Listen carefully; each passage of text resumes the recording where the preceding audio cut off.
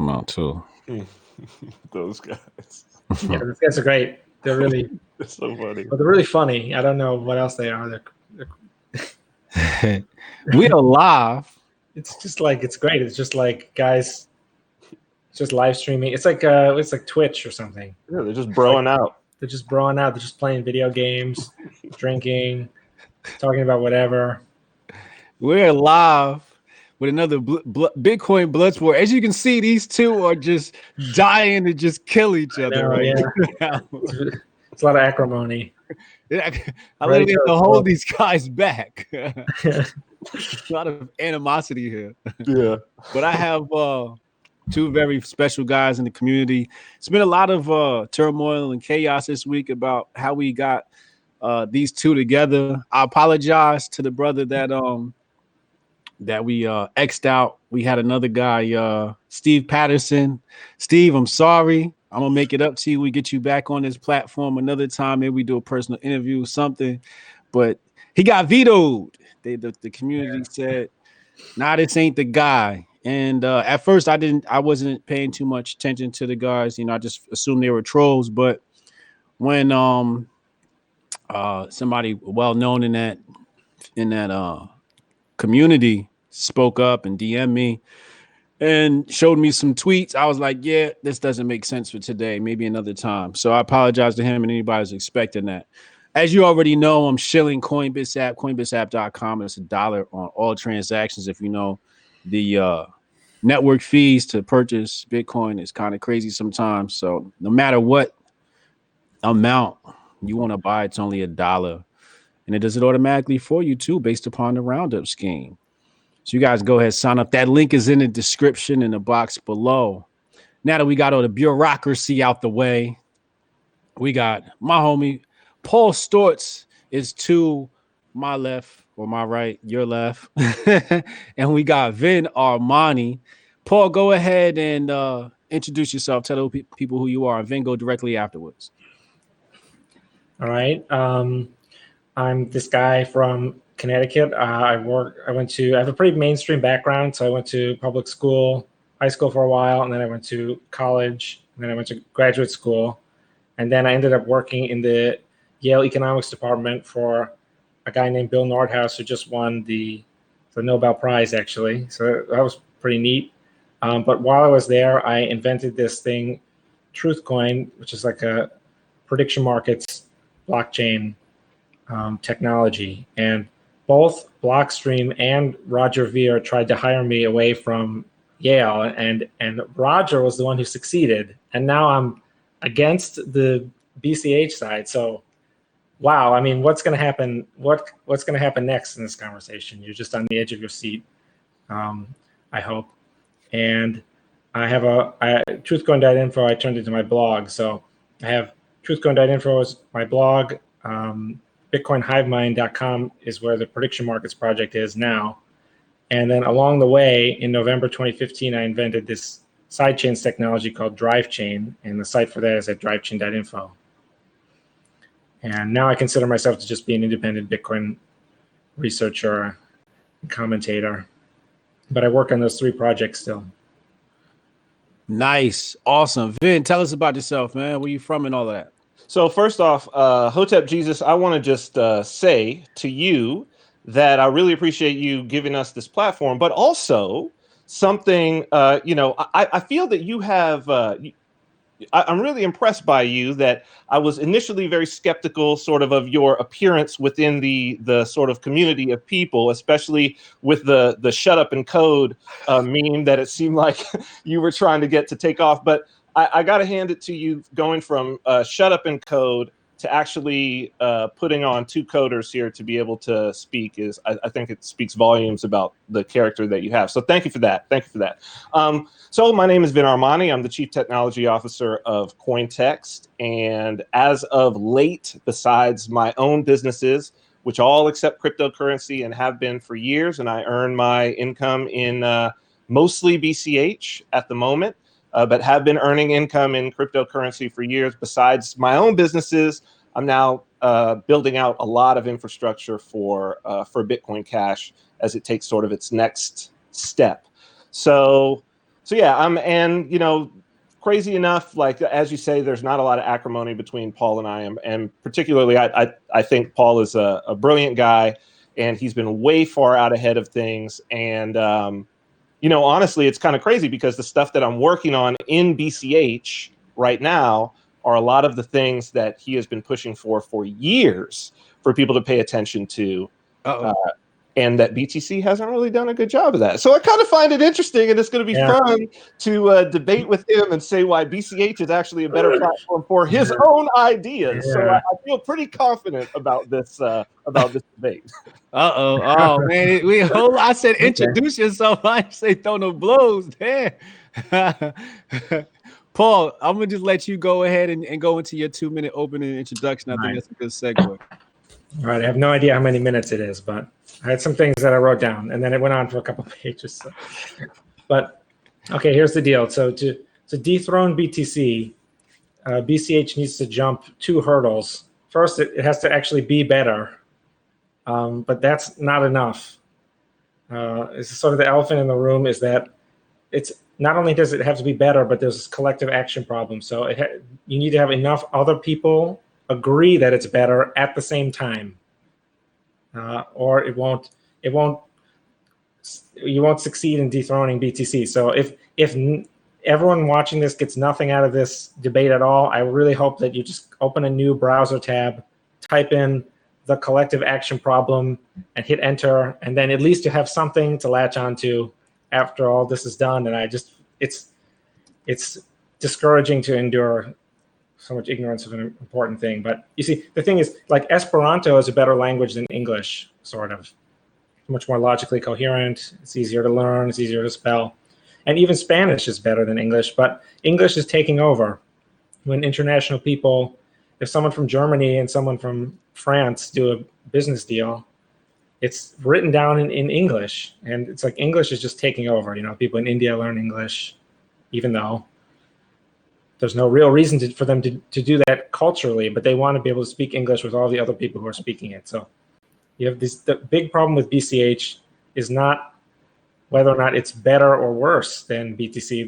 The really big problem, the technical issues with BCH are just the tip of the iceberg. The big problem is the network effects. So people want to go to the party that their friends are going to. They want to speak the language that the people around them are speaking. And that's when people are introduced to Bitcoin, the first question they ask is who's accepting it, who values this, who I am going to toil for this thing, and who will pay me back in exchange for doing that. So what it all boils down to is who can host a more popular party, BTC or BCH, because everyone wants to go to the party where the popular people are, and it's circular, self-fulfilling prophecy. So the market cap of BCH, it's never ever been as high as 25% of BTCs. It hovered around 10 for a while, and it is slowly crashing away from where it needs to be, which is 100, and it's going down to 3. Now it can sort of barely do 3%. Transaction data, anyone can look up at bitinfocharts.com or whatever. It's like 10%, 20% of BTC, despite the fact that the BTC fees are lower. So the BCH block space just isn't as popular. Even when you put it on sale or on clearance, you still sell fewer units. So for any of the optimists for BCH, it cries out for some explanation, I think. Like it's not that the price is zero, but the prices are cheaper than BTC. So it points to the fact that people don't value it as much. And of course, people could change their mind, but I think it still cries out for some explanation, especially when there's this looming network effect threatening to destroy everything. Now, I don't know how far I'm going to roll over this 2 minutes, but this next point number 3, is pretty important. I call it this cheap talk point. There's a very popular debate, medium of exchange versus store of value, that I find to be misguided for several reasons, but I'm just going to skip to the big one, which is that I think we could put it back on the right track of being a logical thing to talk about by saying that the merchant acceptance, which is the medium of exchange theme, and market capitalization, which is the store of value theme, those are both metrics of how popular the party is.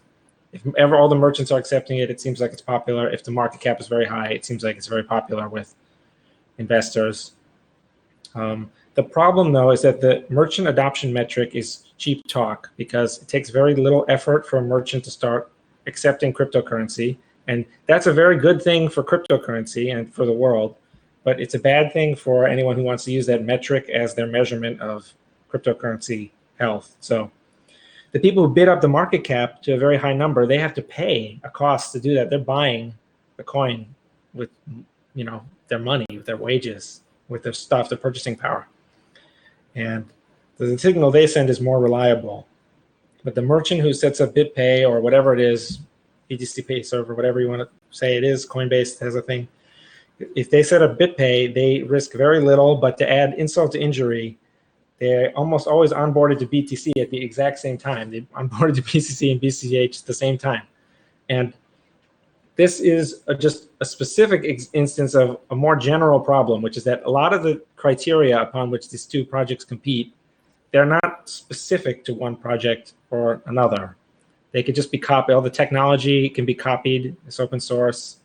The efforts to onboard more merchants, that the marginal effort to onboard them to BTC is high, but to BCH is, once you on one, you kind of onboard it to all the cryptos at once. And the same goes for bad things like developer capture, which I know is a critique of BTC with justification, but there's no reason to say that a bad thing happening in BTC won't also happen. There's no reason to say, like, how are you going to say that Amaury Sachet is not also sort of capturing the project for himself, which is a critique that people make of BCH.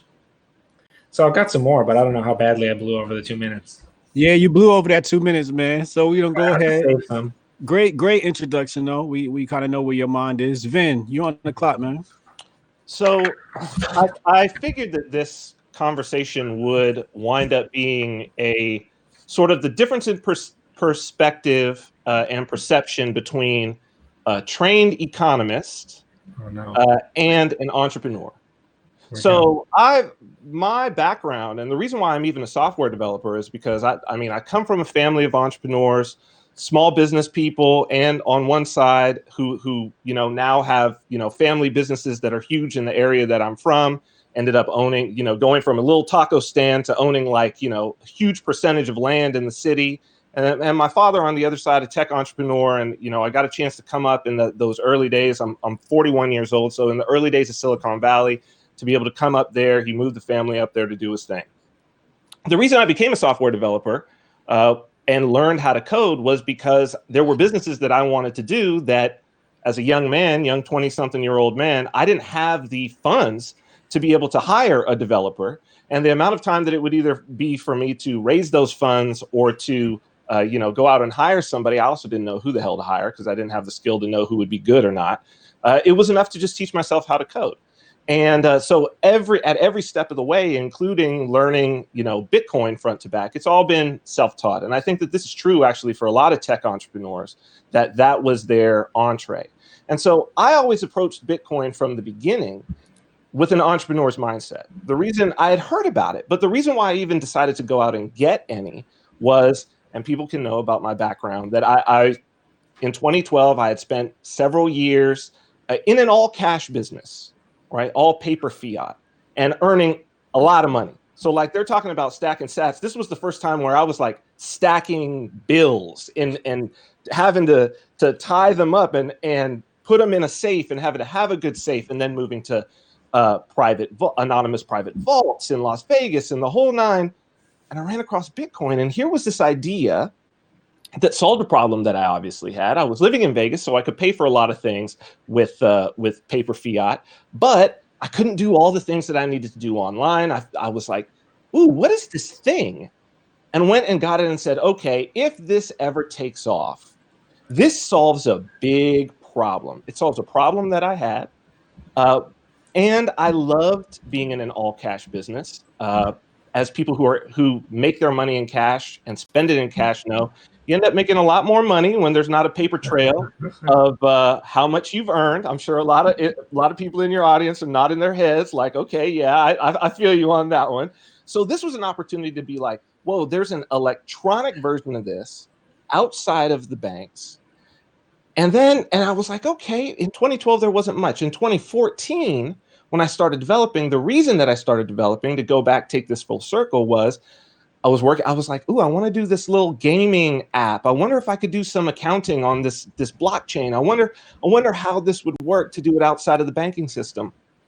And from then, it's been about what do I want to do entrepreneurially on Bitcoin? And for me, in terms of choosing between Bitcoin BTC and BCH, it's very, very simple. And I think that you, I hear you shilling your business and you're talking about, you're going to charge a fee for what you do, but there's already fees that are happening on the blockchain, right? So and this is so very simple to understand why there will be a flip. Anybody who's an entrepreneur will understand this, and even people who aren't will understand why there's a flip. You've got a business. You make $1 a pop, but these people are paying a total, let's say, of $2 because they got to pay $1 fee to put it on, meaning they're willing to pay $2. If the fee on BCH is 0 cents, that means you can just double your profit margin, just double by using the same technology. Right? Because like you say, you don't care how much they spend. You don't care what the transaction is. You make $1 a pop, but they're willing to pay $2. And so for me, what I've built in my business, Cointext, we take a fee on every transaction. And we do support BTC. We absolutely do. And we support Litecoin, we support Dash, we support Ravencoin, we support Decred. 2 things about BCH. 1, fees are incredibly low, so our profit margins stay solid. And 2, and this is the most important thing, the community is supporting. When we launched, boom, tons of community support that we didn't ask for. And I got a chance to A/B it on to see BTC. They were asking for it. Oh, Bcash, you should support BTC with it and everything. So we dropped the BTC version. Guess what? Nobody cared. Dash, oh, you should do it on Dash. So we dropped the Dash version. Guess what? Nobody cared. LTC version, nobody cared. Ravencoin version, and they're trying to build their coin. Nobody cared. And so when I look out at the landscape, what we're doing here is we're making a bet on the future. And so I'm betting as an entrepreneur. I'm betting as an entrepreneur the same way that I would and have done many times, the same way that I did when I was driving around the Arts District in downtown Vegas in 2016. And I was like, saw a few little bars, saw things starting to pick up. And I was like, ooh, look at this amazing space over here that I could get for cheap. And got it, put an art gallery, event space, the whole 9. 6 months later, the area blew up, right? So yeah, the Arts District was nothing then. But that's not, I'm in this, I view this as a multi-generational project. And I'm not interested in investing in what's hot now. I'm interested in looking and finding the value, in finding the underpriced real estate, in finding the area that's about to gentrify, and seeing here are the metrics. And the metrics are actually really, really strong. 1, it can scale on chain. It doesn't need the additional complexity. Simplicity is always preferable in business. Always preferable. 2, it's got opcodes that have been re-enabled. In other words, that you can do more powerful transactions, the types of transactions that Paul has been writing and talking about for a very, very long time, and the types of things that enable drive chains and all of this to be much simpler. Those have been added in. Things that BTC has been trying to add in, like Schnorr signatures, that's been added in. And that is all due to the culture that's there. Just the same way that it's due to the culture of Williamsburg, Brooklyn gentrifying, or Echo Park in LA gentrifying. And you see that cultural change. And so for me, that's where my mind is at. We could talk about the theoretical economics of it all, but I've got skin in the game in terms of my business. And my business is what feeds my family. And so the bets that I make are about where are we going to be 20 years from now? And it's not BTC. Awesome. Another great 2-minute introduction. Hey man, I'm trying to even it out. You know what I'm saying? I'm trying to even it out. I love it. I love it. Paul, I know you got some thoughts. You over there making notes. What's on that brain of yours? Yeah, I got a lot of notes. Well, I mean, one thing I'm curious about is you mentioned a lot of things. You mentioned low fees, community is very friendly, the culture, this specifically this kind of, you have this metaphor, the gentrifying metaphor, which is, Clever. I like that. But then you say it can scale on chain and use the opcodes. So that's like 5 things. But it's really about the fees for you, I would guess. I mean, the community support, that is, I think, just a result of the novelty, right? When people are new, they want, if BCH is the underdog or it's new, you want to try and foster the growth of the economy. So you would be much more generous there than you would be. You're making a very skeptical face, but I think you've made. Because one of the things is my support of BC.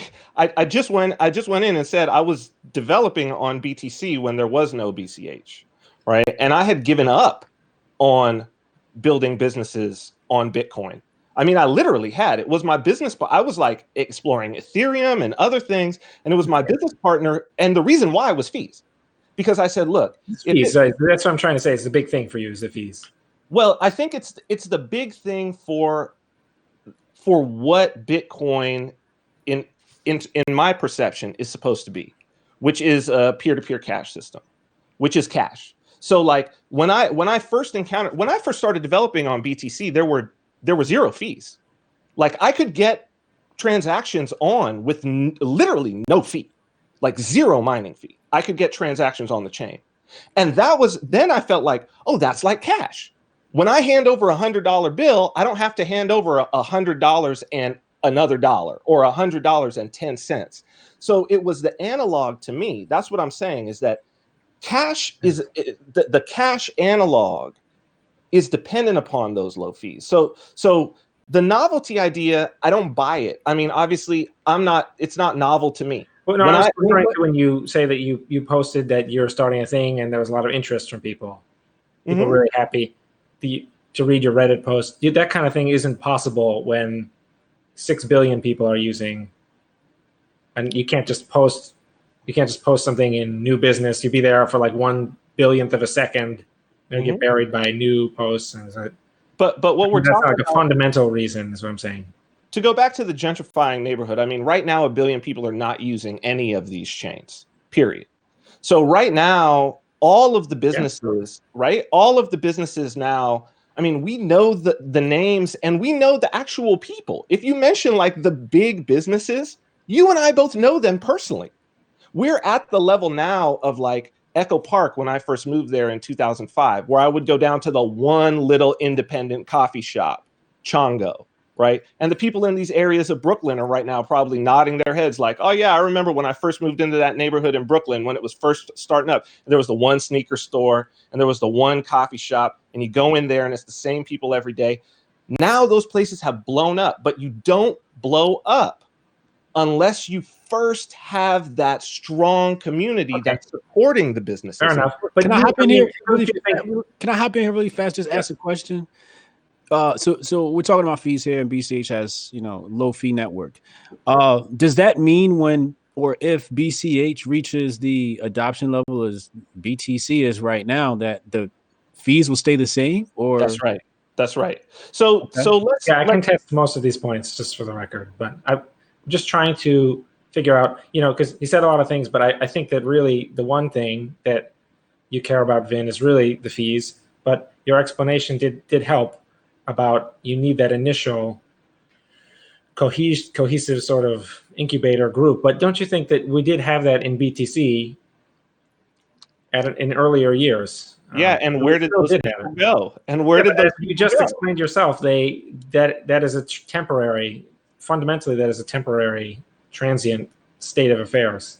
Well, it's not. It is not that it is a temporary, transient state of affairs. Because, for instance, dance hall reggae, right? It's all over the world. The dance hall queen is Japanese, right? So, like the best dance hall female dancer in the world is having Japanese. Trouble following this. Right? Well, hold on. What I'm saying is this: you don't get a Japanese dance hall queen. You don't get dance hall music traveling to every corner of the globe and morphing into all different things when it hits England, when it hits Latin America, when it hits Africa, when it hits Japan. You don't get that unless you've got this core group making music for each other. No, I understand that. In Kingston. But the thing is, Paul, they're still listening to the music. they're still making the music. They're still the core of it. And so what I'm saying is that even when it reaches 1 billion people, it's not like Roger Ver is going to be gone. It's not like Eric Voorhees is going to be gone. It's not like the people who are making moves now are going to be gone. They're just going to be that much more powerful. Just like the same way Russell Simmons isn't gone from out of the hip hop game. So but yet it's not just, they're not doing it out of their apartment anymore. But he's flying around in a helicopter. So my point is that you have to have that initial incubator. BTC there's no business. Not on BTC, on Lightning, they're trying to do things, but there's just no opportunity for entrepreneurial spirit that's easy and simple within BTC. And part of that is due to the fees. Right. Well, the technology to support lower fees is obviously something in the works, but that's a separate issue. I'm just trying to, you said a lot of things, and I'm just saying, like, fees is the main thing for you. I don't, it's difficult for me to understand. I mean, it's not the main thing for me. Let me tell you what the main thing for me is. The main thing for me is the ability for entrepreneurs to profit. If we're talking about an economy, that fees is a means to an end. So if we're talking about any economy, if you want to see an economy grow, you have to remove the friction for entrepreneurs to profit.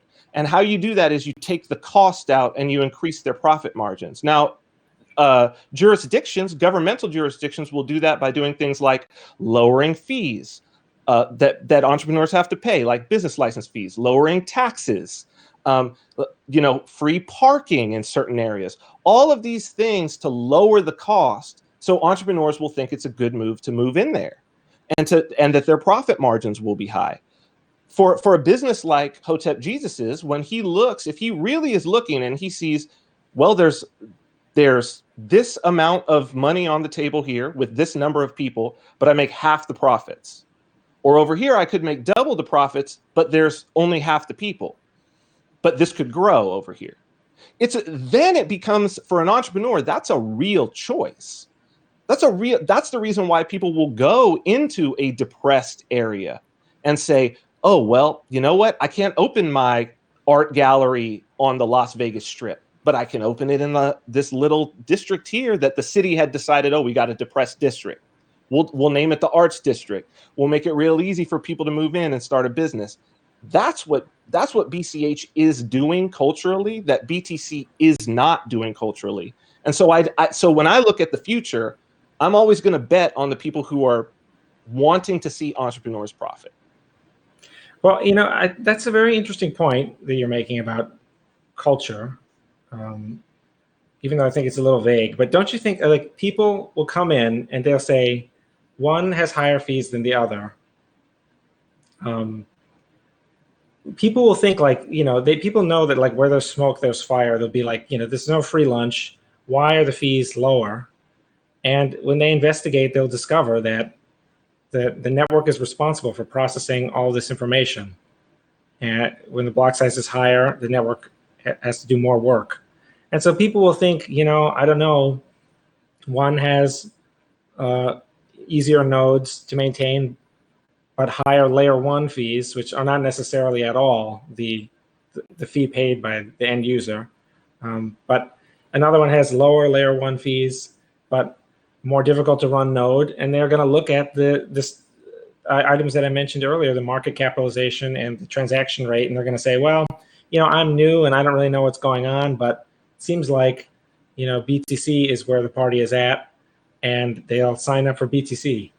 I mean, we don't see, it's been a very long time, and we have not seen, as there's fewer transactions. It's not even equal. There's fewer transactions on BCH than BTC. So you have a theory that people will be drawn towards the lower fees and the more welcoming environment.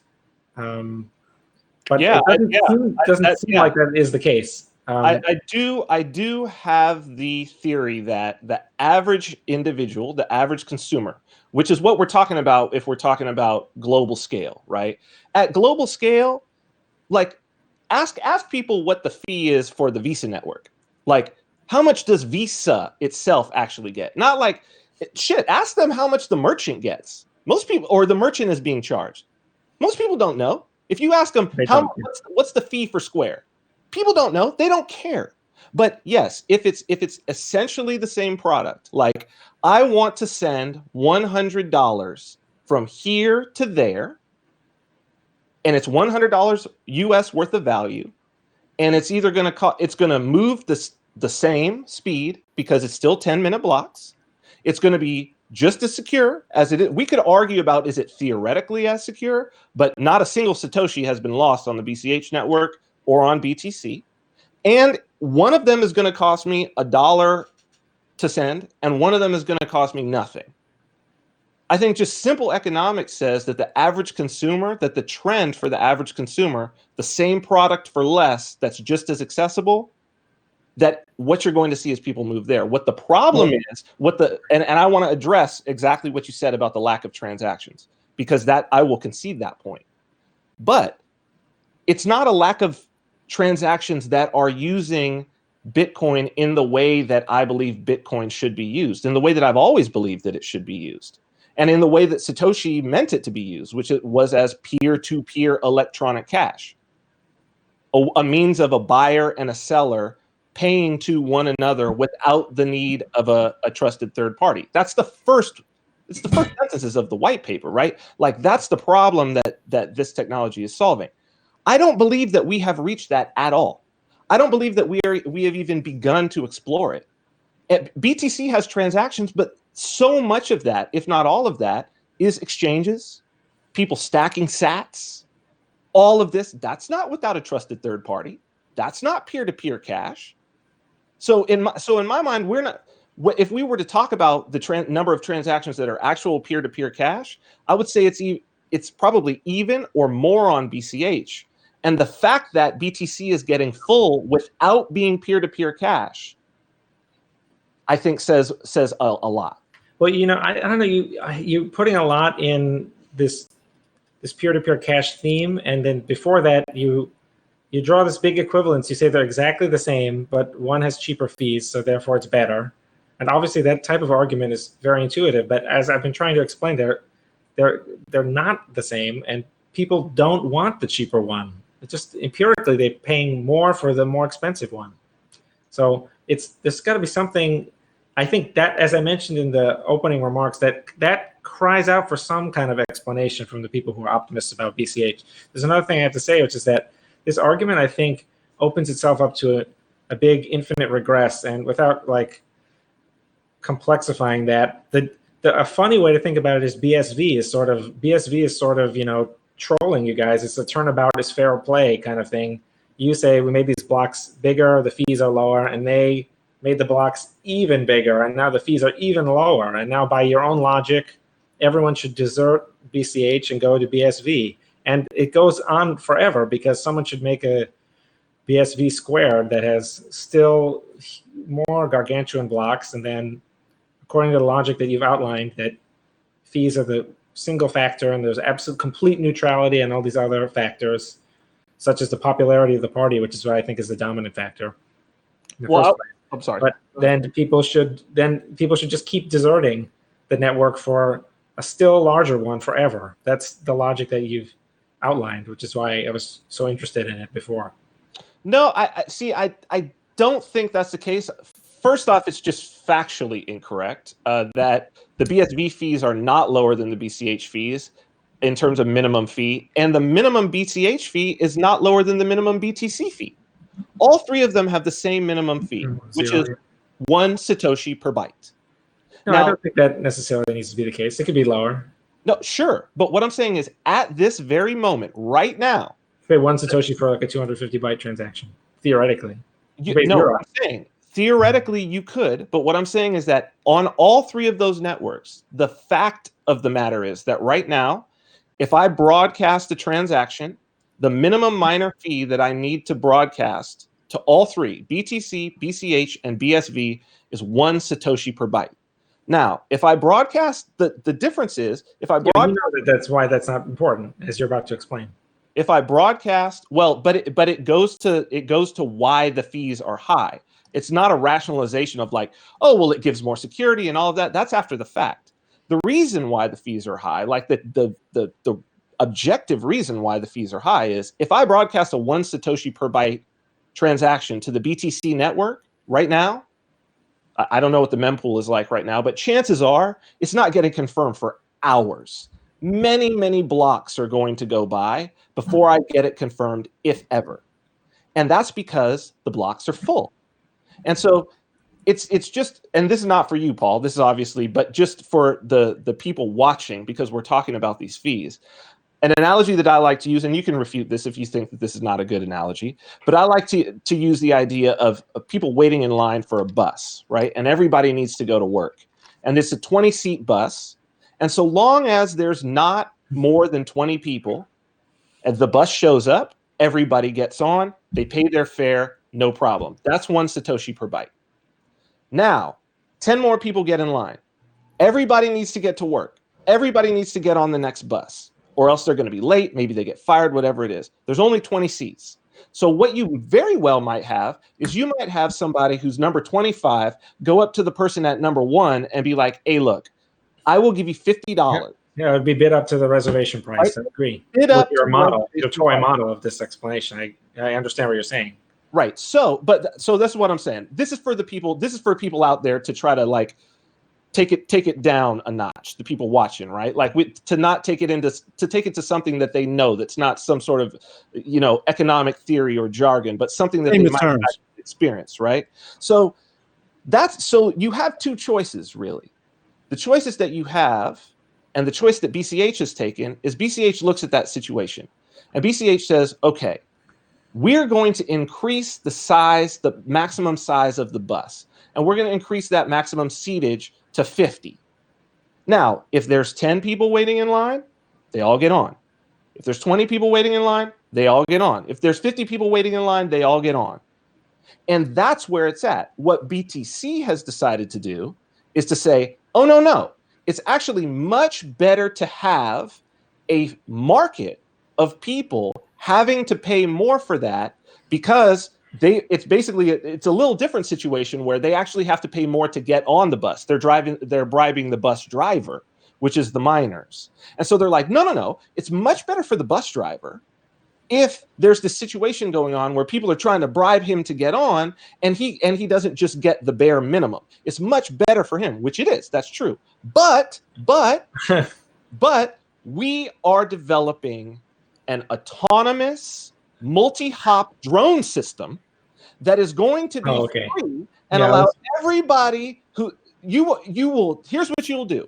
You'll simply just throw your bag onto the bus, and it will sit there, and then you will be able to, as long as your bag is on the bus, you will be able to take the multi-hop Uber drone system that we are talking about Lightning Network. It'll be ready. I was wondering where this was going.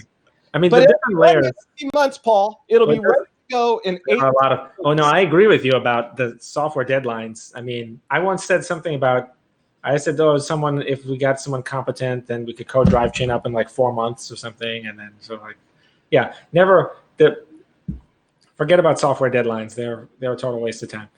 But you snuck a lot of things in there. I mean, for starters, you tried to make this description for the layperson, but don't you think that I don't really think it would really? I don't think that strategy is going to work, because don't you think the layperson is going to be thinking to themselves, you can't just keep making a bus longer and longer. No. Eventually, it won't fit in a tunnel or whatever. They're going to be like, the average layperson is going to be already seeing the flaw in this infinitely growing bus plan. You need more steel. You need Paul, you are not. You so can't be the average layperson. I guess you're going to scale to global levels. Yeah. They just did a thing saying that 30%. You made a lot of points, but I'm just wondering if 30% of Americans think that the U.S. dollar is backed by gold, and you really think that those same people are going to be concerned about what's going on with the block size? No, what they care about is did my money get from here to there? That's it. Very good point. That they will not. And nor should they care about, I believe in Friedrich Hayek, and in his Nobel-winning speech, he said we should all be thinking about less about what we're doing, and we should have more. specialization. I totally am on board. So laypersons will not, but the layperson is choosing to support by recognizing it as money or investing it, BTC or BCH. They're going to be thinking, what's the catch? They're going to be thinking, what, BCH figured all this out and they have a magically growing bus forever, and they're going to be like, I don't know, something about that sounds kind of fishy. I think that layperson, when their own money is at stake, they suddenly gain many IQ points. And the other thing is, you have this weird, because you said a lot, you're trying to make a lot of points. The thing about layers is you can buy the seat on the bus, but it's kind of a little bit more like, it's like maybe real estate in a town or something, or like fitting many people, or like the bus seat has like a little tower in it. You could fit lots and lots of people in this tower somehow. I mean, this analogy starts to break down at a certain point, as all analogies do. But layer one, there are many ways of getting the fee to zero. One is with just adding in trust in the custodial wallet or a website, which of course is anathema to everything, and everyone will hate that. But there's like coinbitsapp.com. But see, you're the one who's saying that fees are this big thing. So you can drive the fees to zero.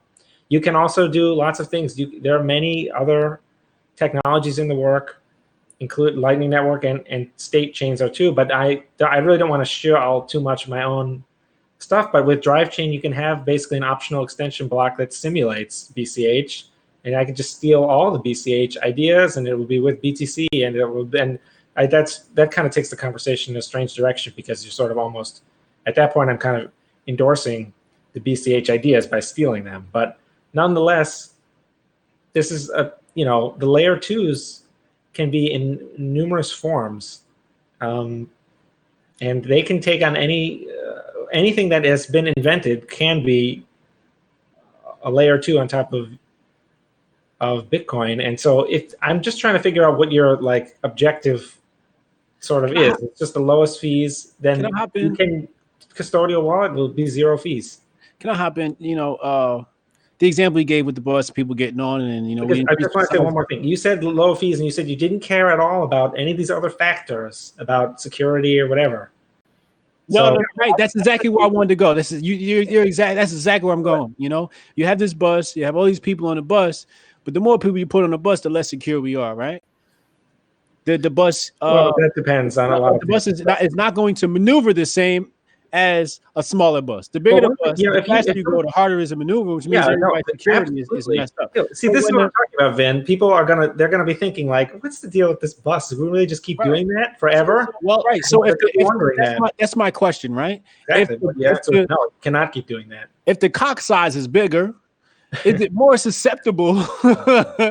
Is it more susceptible to disease? Is it more susceptible to being compromised? Well, let me answer this, because I'm going to concede to the idea that Bitcoin cannot scale as it currently is unless we discover some amazing new technology. It's certainly contrary to what the BSV people say. I do not believe, and I don't think that anybody reasonable in BCH believes that BCH can scale, or any Bitcoin network can scale to global transactions of like everybody, like that we could move the whole financial system onto a blockchain like the crazies in BSV think. That's unreasonable. But the question is not, can it scale to global levels? The question is, can it scale to the level that it can effectively handle the traffic that is here now, and that it can move forward 10 years from now? And again, I think that we are still so early that like people thinking we're going to get hyper Bitcoinization and everybody's going to be using Bitcoin in even 20 years, I think is naive. I think it's silly. I think even people who think that there's going to be hyper Bitcoinization who are our age and who think that they're going to see it in their lifetime, I think that's a utopian vision, right? Because this is a brand new form of things. I look at this as a multi-generational project. And so I want to bring up to you, but to both of you, the words of Adam Back in 2015, who said to Gavin Andreessen, this is Adam Back, CEO of Blockstream, probably the top thought leader in BTC right now, cited in the Bitcoin white paper. The only person who's still active in BTC, his name is in the Bitcoin white paper, Adam Back. And he says, cited by Satoshi. And he says... He's actually not, well, he's in the body. He's not in the citations. But yeah, you're right. He's no, mentioned by name in the I've got it in front of me. I'm pretty sure he's in the citations. Oh, yeah, he's in the citations. You're right. Yeah. Thank you, Paul. Yeah. So I'm pretty sure I looked at it. All right. So what are you quoting him saying now? What he says to Gavin is, in 2015, when the scaling debate is going on, he says, Gavin, what about this idea? We increase the block size to 2 megs now. We increase it to 4 megs 2 years from now. And then in another 2 years, we increase it to 8 megs. Now, if that had been done, right now, BTC would have 8 megs. The other thing that would be true, Paul. I know it would, but this is a tautology. Like, the other thing that would be true is we wouldn't be having this debate because all of us who are in BCH would still be on BTC because it only takes about 4 megs of total traffic to encompass, even at the height, to encompass BTC, BCH, and BSV, all of the traffic right now. If BTC was at 4 megs, there would be no BCH and there would be no BSV. So the thing is, at 4 megs, security is not reduced. At 8 megs, security is not reduced. Oh, well, okay. Well, I don't agree with that last part, but all the other stuff you said was very straightforward and tautological, right? If we move to 8 megabytes, we'd have 8 megabytes. That's fine. Sure. Probably if BTC had been more accommodating of counterparty, we would never have even had Ethereum because the only thing that Ethereum was really used for was the ERC20 tokens, which Bitcoin had long before in various forms, Mastercoin, whatever, colored coins, had numerous forms of. So I agree with a lot of that, but I don't see the relevance because I'll tell you. I'll tell you. I think you linked it to that last conclusion part. No, the relevance goes back to what I'm talking about culture and the decisions that are being made, right? Because you just brought up a very good point. You know, you said had the leadership, and there is leadership. I know. The people who say, let's get this out. The people who say that there are no leaders, they're crazy, right? So silly. I don't know what they. So as you just said, and I agree with you, had the leadership been more accommodating to counterparty, there would be no Ethereum. And I just said, and I think that we could both. Maybe. But I suspect, yes. You suspect, right? You suspect. So a little bit different. I think there was a market for like a Bitcoin competitor. That was like a power vacuum. But there's a chance that that Ethereum wouldn't be threatening BTC. It could have been something even crazier, like whatever. Maybe. I don't know. Maybe. But there was a decision not to accommodate counterparty. There was a decision not to just poo-poo Vitalik. There was a decision to just immediately deny, even though Adam Back said that it was probably a good idea to raise the block size, to deny raising the block size. And he just says, how about this idea? He doesn't say necessarily it's a wonderful idea. But he's made his position very clear in writing and interviews that, you know. I mean, I think that there's a level of self-interest at this point for him to not. I think that for him to say that now, but I'm not going to judge Adam Back's. But we're maneuvering a little bit away, though. I thought I had your logic kind of nailed down, and now it's sort of slipping out. I'm not maneuvering away at all because I said that initially what we're doing here is we're making a bet on the future, and that part of the way that I bet on the future of a community, of an industry, of an economy is when it's early, of a music scene, is I look at the culture. And I look at the decisions that are being made by the people who are the thought leaders in that culture. And the decision to just poo-poo Vitalik gives you a competitor. The decision to not be accommodating to counterparty gives you a competitor. The decision to just simply ignore raising the block size, which you could do safely, gives you a competitor in BCH. So I agree. Any group, they're not very healthy competitors, despite the immense luck that they've had. Yeah. They enjoyed some success, but they really are not, they're really, I don't see them as being very healthy competitors. Look at the dominance. What is the proof behind what you said, Vin? You said at 4.8 megs, there's no security compromise. Why? Right. But before you said it made no difference. There was no downside at all. It was just merely cheaper, and they were completely they they were absolutely identical, $100 being sent over the network, and you said one is just cheaper, and so it'll be better. Yes. But now you're saying that they're up. You're acknowledging that when the block size increases, there's some mysterious security downside. No, I didn't. Oh yeah, at a certain level, certainly, but we've seen that already in BCH, that with the current sort of with the current research, the implementations as they stand, it really peaks out at the network not being able to propagate blocks at about 22 megs. At about 22 megs. I mean, this is You don't have a fundamental disagreement. You just think someone picked the wrong number. Satoshi, who put the No. July 2010, you just think he just picked the wrong number. But no, fundamentally, you agree that there should be some limit. Well, there's going to be a limit. There's going to be a technical limit. There's going to be a limit at which the network becomes unstable. What I'm saying is we are so far from that limit organically that it's almost a moot point. Number one, and number two, that getting to that limit will necessarily, like, if we had 20 megs of traffic continuously on any Bitcoin network, the scope, the breadth of the amount of people in the Bitcoin economy and the amount of capital that would be available to solve the problem of taking the next step would be there. It's almost like saying, you may be right. It's got a town of 1,000 people. We need to worry about how, like, putting a freeway in here and like that it's going to be a problem for the roads if we have 1 million people moving through here, but we don't. Right now, the blocks on BCH are less than, like I said, if you took BTC, BCH, and BSV all together and slammed them all together, you still couldn't generate 4 megs of traffic. And we know that at 4 megs, at 8 megs, there is not a significant security issue. The mining infrastructure can handle that just fine right now. So we've got a long way to go. We need to double the total number of transactions on Bitcoin in order to get to even 8 megs at this point. Or just okay. You like to say a lot of things there, so I'm happy that I wrote at least some of them down. I mean, first of all, I just want to say something about cities.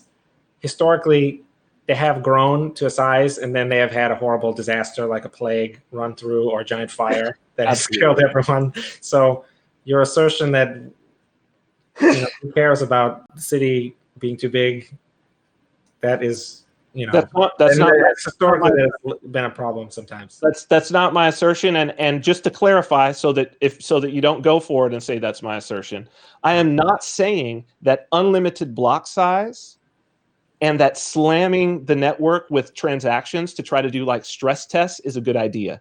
In fact, I was one of the main people when the BSV proponents were doing that on BCH. I was one of the main people saying that's a very, very bad idea.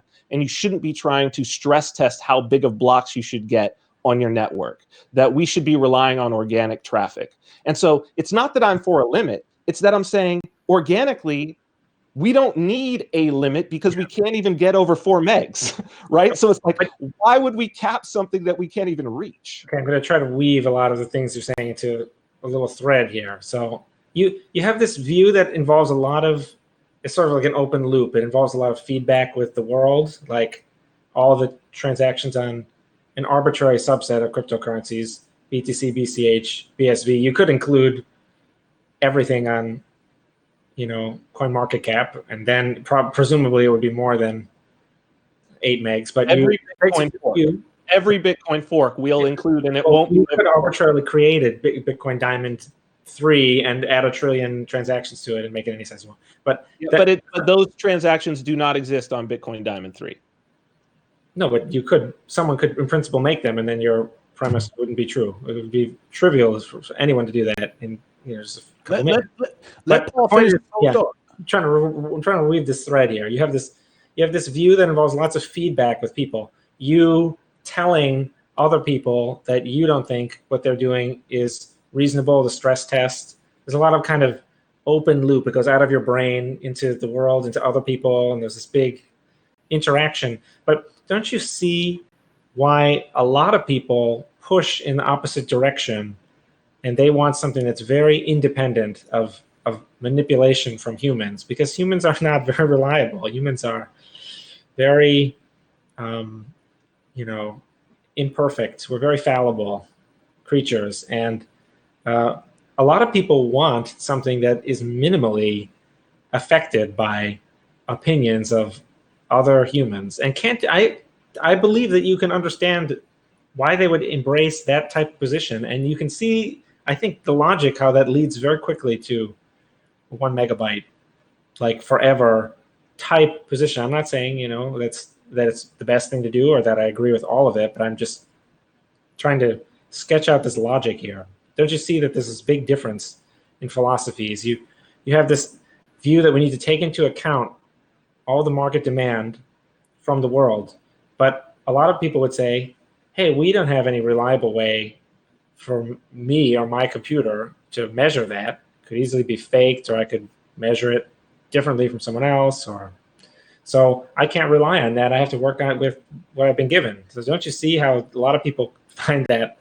to be valuable? And that, and again, I return to my point that people prefer BTC to BCH. It's been a long time. It's been like 2 years. Long time. It cries out. I think that is a long. It's in the history of money, 2 years, long time. I think it's because you have a.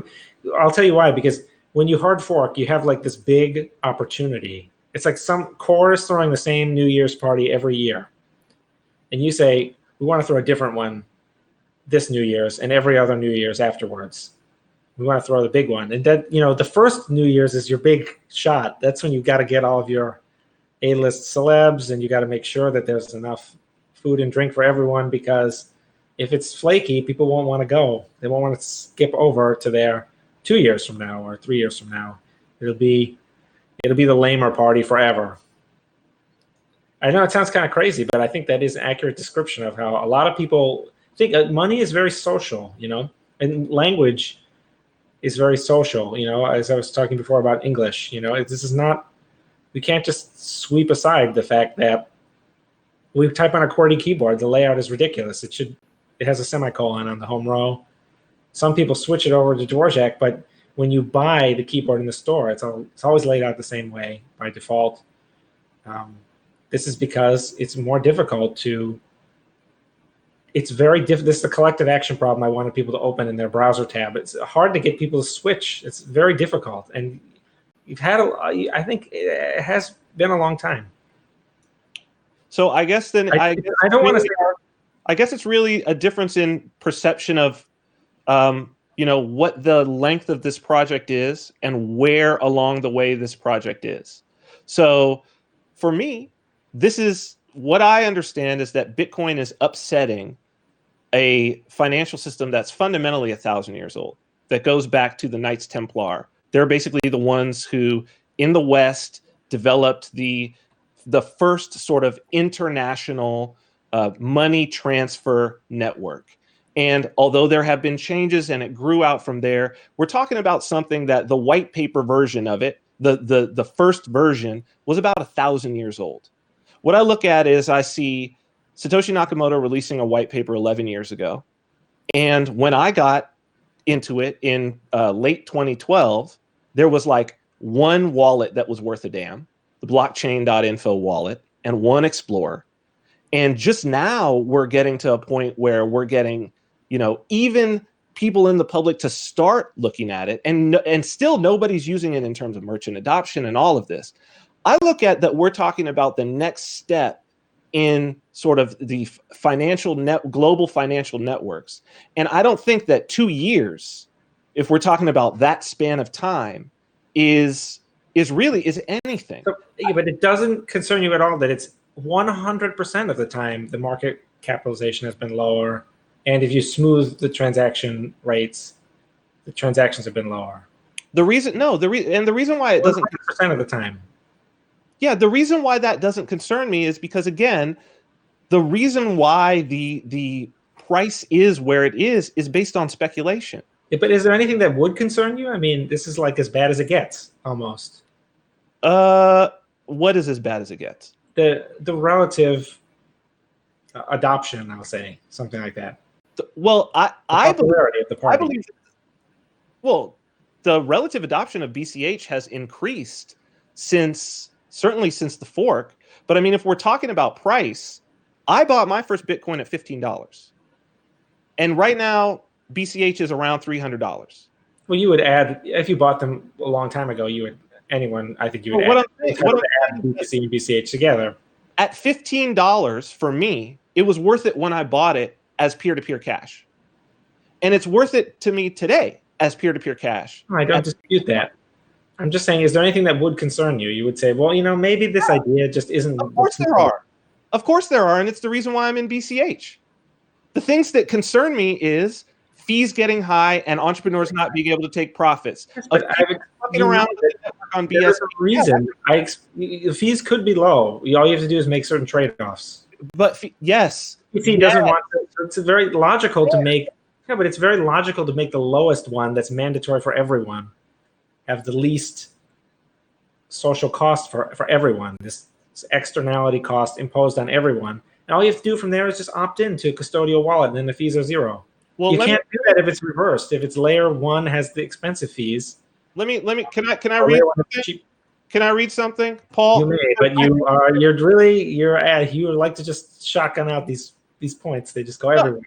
No, well, this is not shotgunning out a point. What I wanted to read the first 3 sentences of the white paper. Could I do that? I think it's commerce on the internet. You should read it. I'm going to get it wrong. Oh, yeah. Here's the first 3 sentences. A purely peer-to-peer version of electronic cash would allow online payments to be sent directly from one party to another without going through a financial institution. That's the abstract, though. Yeah, but it's the first 3 sentences. It's in the abstract. Digital signatures provide part of the solution. But the main benefits are lost. Hold on. This is the important part here when we're talking about custodial wallets. Digital signatures provide part of the solution, but the main benefits are lost if a trusted third party is still required to prevent double spending. We propose a solution to the double spending problem using a peer-to-peer network. So, yes, I could use a custodial wallet, but the main benefits of Bitcoin are lost. It's the second sentence of the white paper. If a trusted third party is required. You're the one choosing to make a trade-off of additional trust for lower fees. If I want a custodian, I'll just use a bank. Yeah, but you dispute the fact that there will be, it's true that it's a blockchain network with huge blocks will not be as trust intensive as a custodial wallet. But people who run a full node, I don't even run a full node. I'm a heretic and an evildoer, so I don't run my own full Bitcoin node. But it requires a huge amount because it requires a lot of space. When someone looks at running a node, you think that's when I look at a node, Bitcoin node. I think in my head, oh, this block size is too big. This is horrible.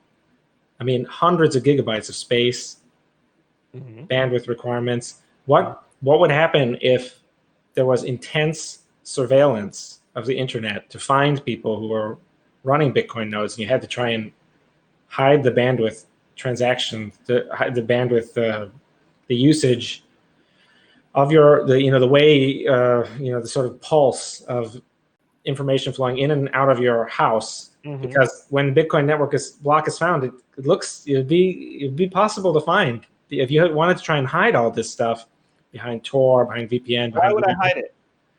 If there was an attempt to, but what would be the benefit of me hiding this? Like, what would I be trying? If you're living in a place like North Korea or Russia or at an unlucky time in the United States, anywhere, anything, So if this surveillance in life, if this surveillance was going on, that they were spending this time to do this intensive looking for Bitcoin blocks moving around in nodes, well, there already is intensive scrutiny of bank accounts. There already is all of this happening on bank wires, all of it. So that's the point that Satoshi is trying to make. That's the solution. That's what he's trying to solve, is to take away the trusted third party. You're saying I could have low fees, but I'd have to have a custodian. Well, all they have to do is go to the custodian. And not only that, Paul, we just saw this with Coinbase. They went to Coinbase with the John Doe summons, the IRS. Yes. They went to Coinbase with the John Doe summons. They didn't know. Coinbase, the custodian, they did not know who had traded. They made Coinbase hand over the information, and then they went ahead and sent off letters, and a whole bunch of our friends have gotten these letters, Paul. Of course, So, I know, but you're making my point, though. This is the point I'm making is that it's predictable. Wallet is a bad move, and why we need to scale on chain. It's predictable that I don't know how you would run an exchange without depositing money to the site. I mean, it is possible, but I think user experience isn't very good. I mean, you have things like local Bitcoins. You still need like someone to arbitrate disputes. The liquidity is severely impacted. So I think actually putting the Bitcoin into a website, if you want to exchange for fiat, I don't really see that changing in the foreseeable future. Maybe you disagree, but that I don't think large blocks is going to solve the fact that there will be large exchanges that have a lot of liquidity. Liquidity begets liquidity, as they say, and then governments will serve those exchanges with just a request for an Excel spreadsheet to help the government with their tax collection. I think all that is foreseeable, and that is why it's also foreseeable. Like, you have no idea if someone in the Chinese government or the Indian government or the Russian government is going to want to figure out who's using Bitcoin in their country anyway, and show up at their house with some questions. That is foreseeable. So you're trying to draw this. There can be a huge spectrum. You were the one who, this is why I asked you about this earlier. You were saying fees are very important. And I said, look, you can make the fees 0 if you want. And now you say, well, that's a trusted third party. So what I really want is fees as low as possible, but no trusted third party. Yes. But the trust in your ability to evade the trusted third party is your ability to run the network node, and that is what becomes more expensive when the blocks increase, when the bus is magically growing in size. Wait, no, that you're moving away from the trusted third party situation and towards. You're moving towards the trusted third party situation.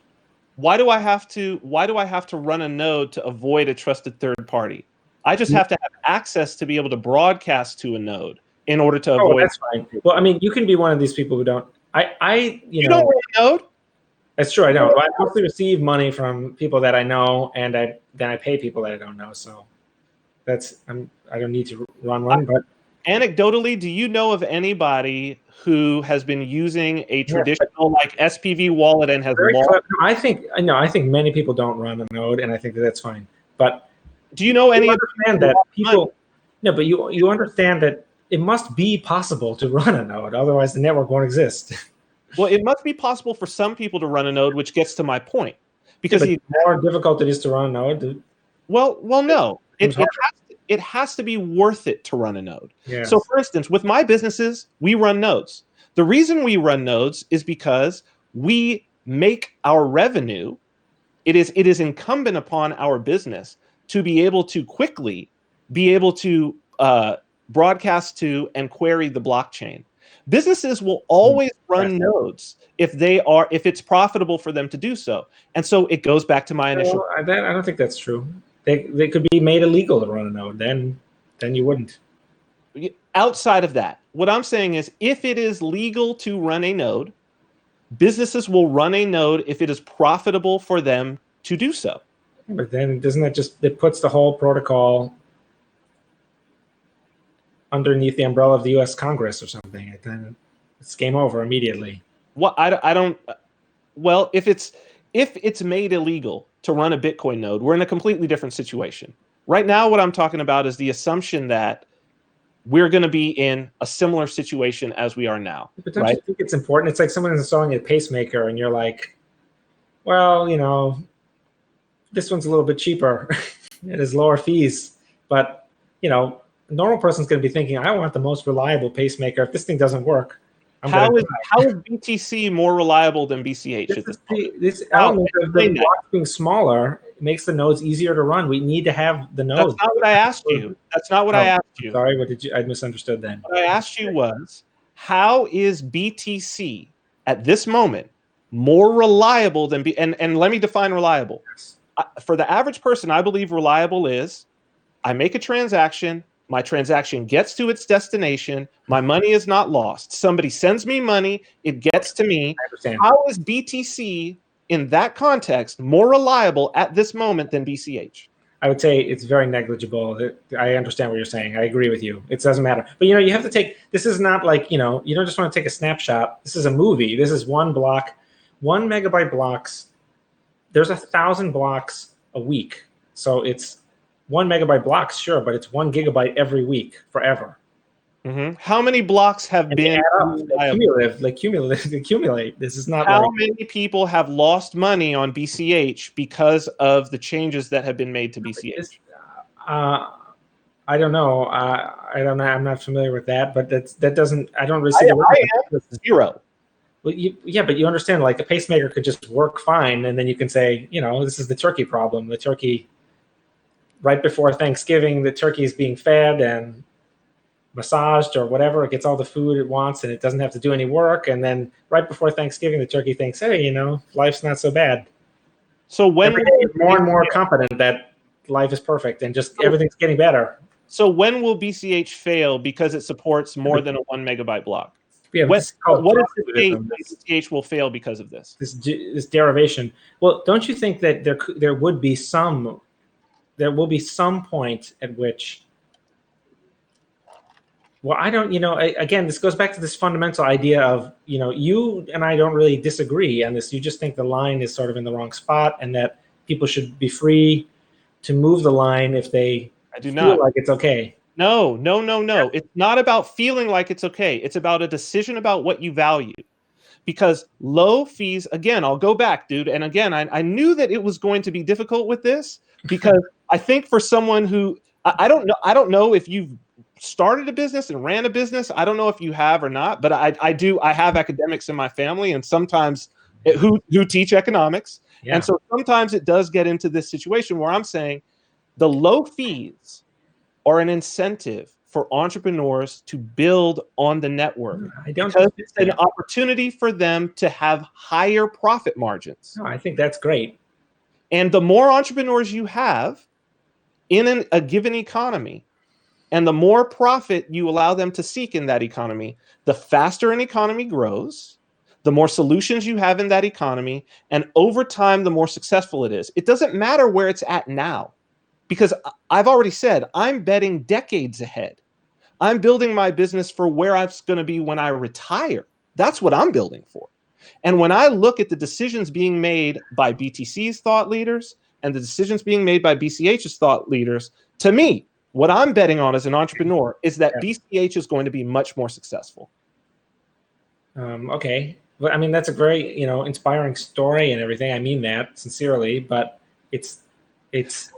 you're just saying that fees are lower, entrepreneurs will have more profits, but we're kind of cycling now because I said you can make the fees as low as you want. You can opt in with layer one.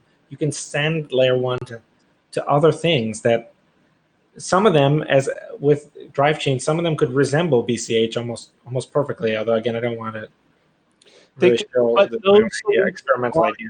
But those solutions, and if drive chain existed right now and was up and running, and I could create and build the type of things that I'm building on top of BCH, on top of a drive chain instance that was out there that was working and had that level of reach, I would do it. I'm happy to do it.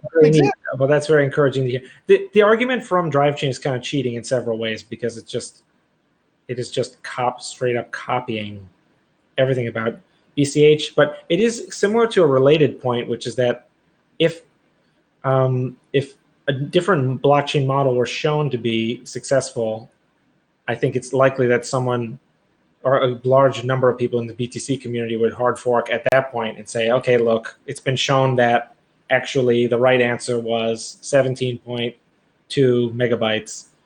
Now that we know that, take the BTC UTXO set and install that in. But I still think this is kind of like, this is really like evading. You're saying you want lower fees, but I'm saying you can do that with custodial wallet or you can do it with BSV. There's always going to be someone leapfrogging the the blockchain technology to just go further in your desired change direction with infinite regrets that I mentioned before. And now you say, well, I like... BSV's fees are not lower, Paul. Well, you're saying because they're both so close to zero that it doesn't make a difference. They're both 1 Satoshi per byte. Yeah, but understand that is that's actually, it could be theoretically you could pay one. Theoretically, I'm saying what they see. I, as a business owner, I don't really have the luxury of dealing in theory. I have to deal with the facts on the ground. I have to deal with what my actual costs are, what my actual infrastructure needs to be, the actual work that I have to do, the actual planning that I have to do. I understand that theoretically a lot of things could happen. Theoretically, Lightning Network could be gangbusters, and in 18 months, everybody will be using Lightning. That's not now, right? If that's the case, I'll reevaluate. Well, I mean, you do make use of theory now. Tonight, you've made use of theory a lot in many of the things that you've said. So prediction is different than theory, right? Like I'm predicting and betting on a particular outcome, and it's based on things that I know. But it's not theoretical. We don't know what it is.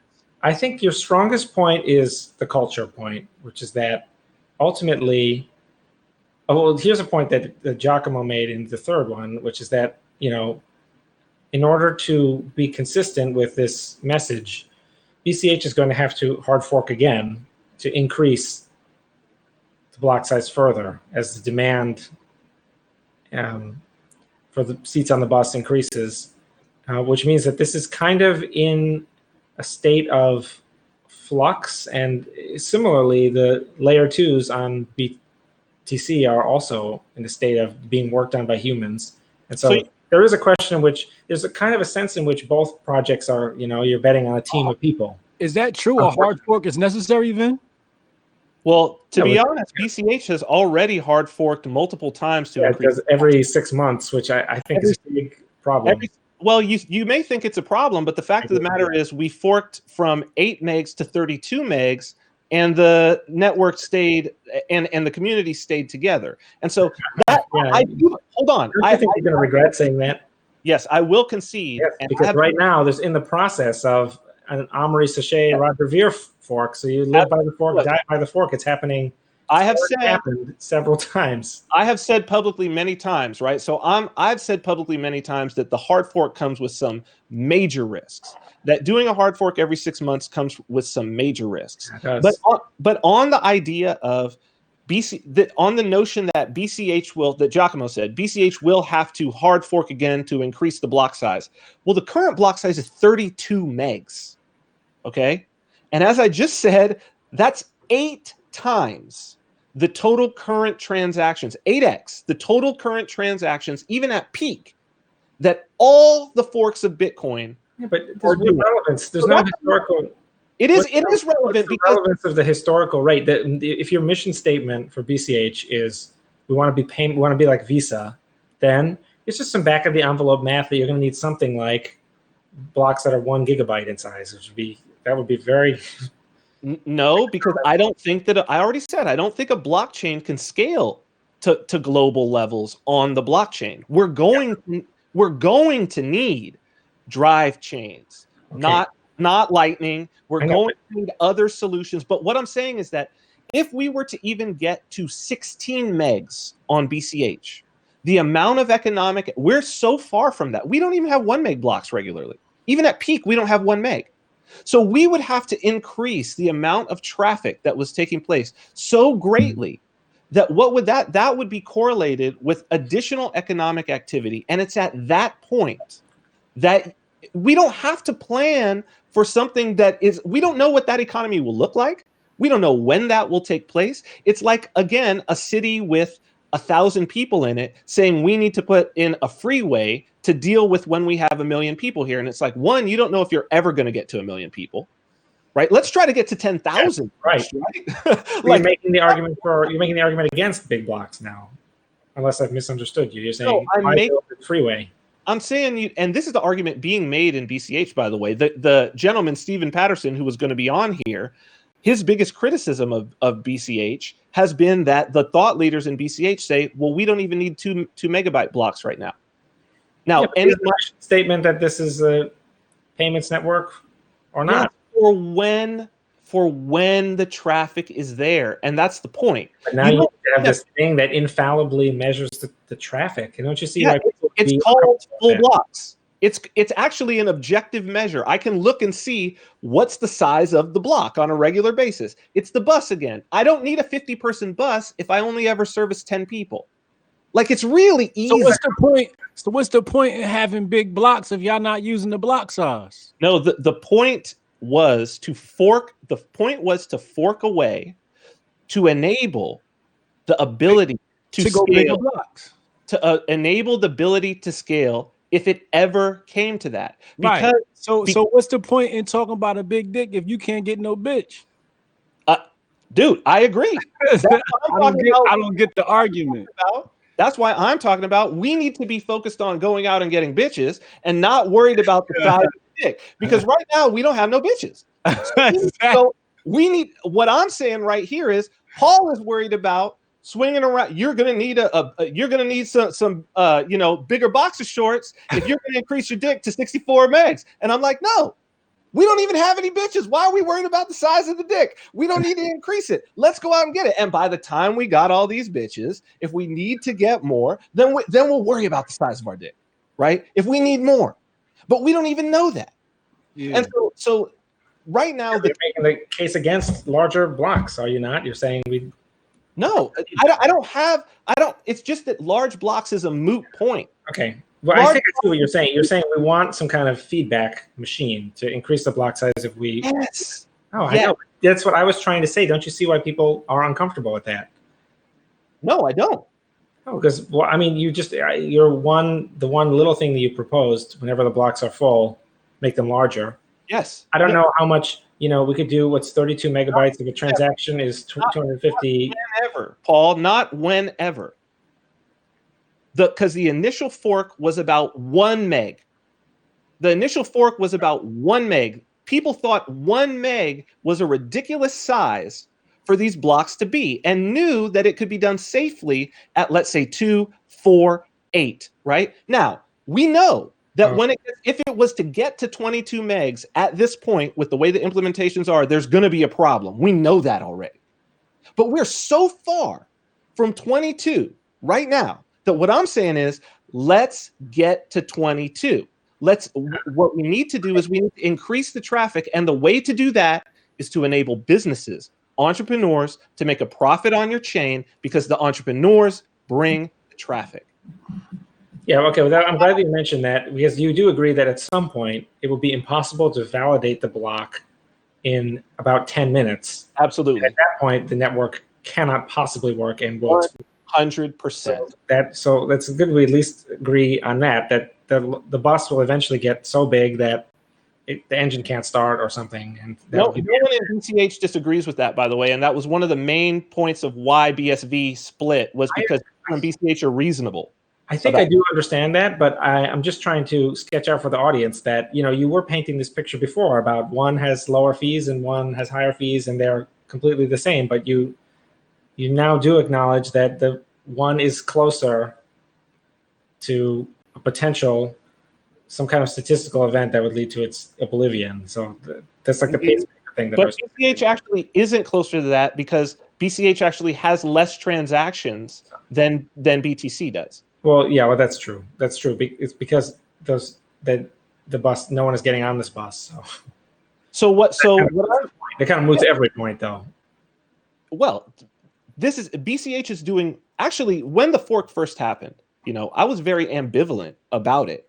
I actually didn't pay attention to it probably until November when I was like, my business partner said, hey, you should check out this BCH thing, just because I had all of these BTC libraries sitting around that I had been building projects. And he was like, maybe you could pick back up some of your projects that you were thinking of.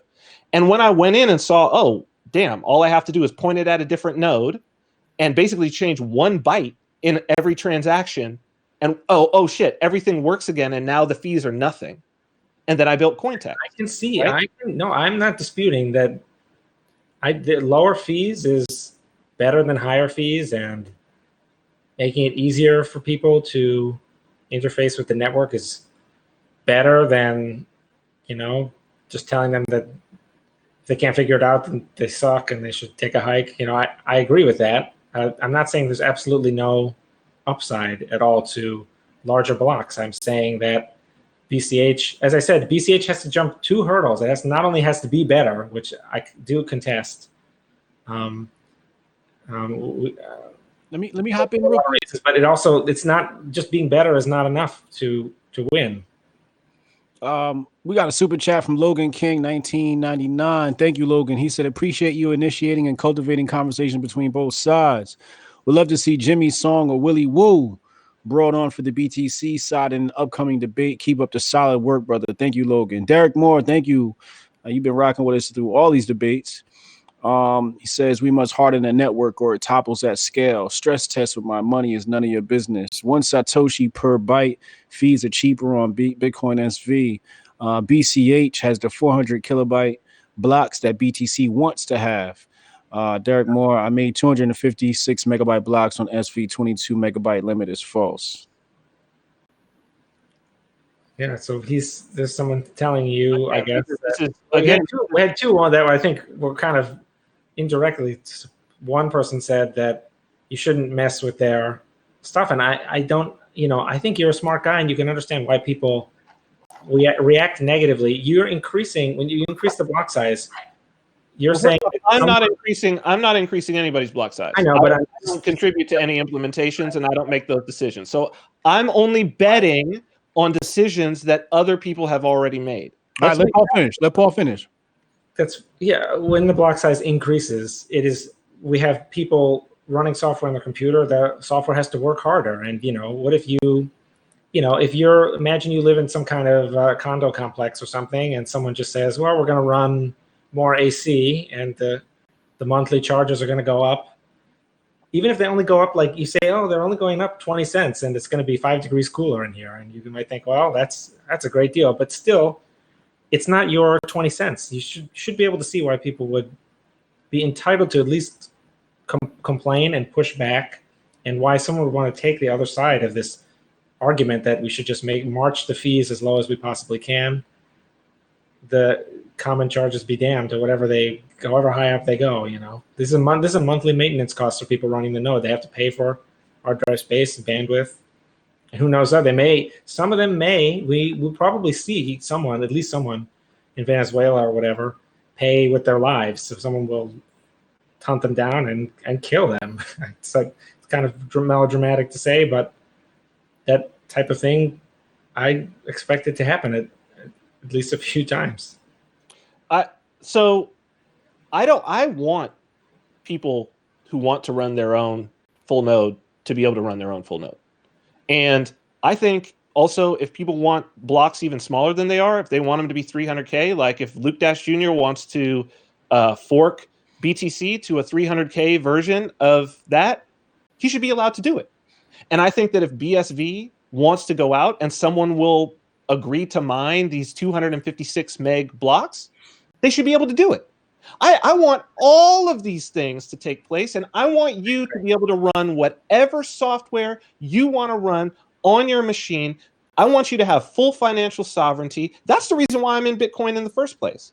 What I'm talking about here is, why am I betting on one of these particular roadmaps and paths, right? And what do I believe about it, and why do I believe that? I'm not saying BTC should raise the block size. I'm not saying BSV should stop doing stress tests. I'm saying everybody should be able to do what they want to do, but I don't have to participate in one or the other. And I choose to participate in one because I believe it has a brighter future. But that's just my own opinion. I know, but you're throwing out all this like, oh, any individual can do whatever they like, which obviously is. I believe they should be able to, is what I said. I believe obviously they can't, but I believe so long as they're not hurting people, they should be able to. The blockchain technology, what it does is it creates consensus among groups of people. It's very social. So there's this element of teamwork that is inextricably linked to it. So it's like, you're taking someone on a date, and then Vin Armani shows up and just says, I want everyone to be free to go to whatever restaurant they like the most. And then the two of you end up at different restaurants. It's like, when you go on a date, it counts a lot if you show up at the same restaurant. And similarly, when you're using money, you want to show up the same. You want to use the money that other people are using, which is the point I originally tried to emphasize. Let's talk about. I think we beat this horse dead. let's talk security, man, because I don't think we touched enough on security. I agree. And Paul was we're at about the hour and 30-minute mark, just to give you guys a heads up. Paul was talking about nodes and security, and Vin feels as though you increase the block size and there's no security risk, right? But let's say these blocks to a certain level. I think a certain level. So that there is definitely a technical limit at which blocks can't propagate or be validated, and that limit is actually relatively small. It's low. We know on BCH that it's probably around 22 megs right now.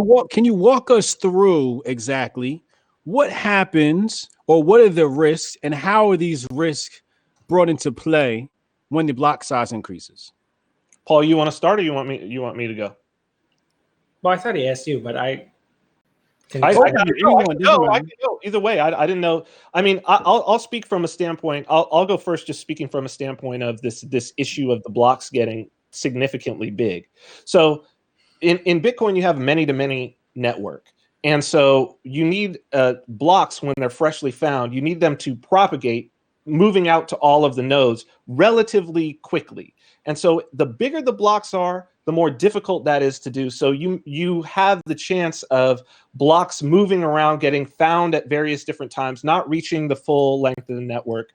And so this, obviously a smaller block, just as a smaller piece of data for a global network, is going to be able to propagate through the network faster. But I think that's less important than the validating issue. So we're talking about data loss here. Potential data loss. Well, we're talking about blocks kind of overlapping each other, because people are and then ruining the ledger. No, ruining it.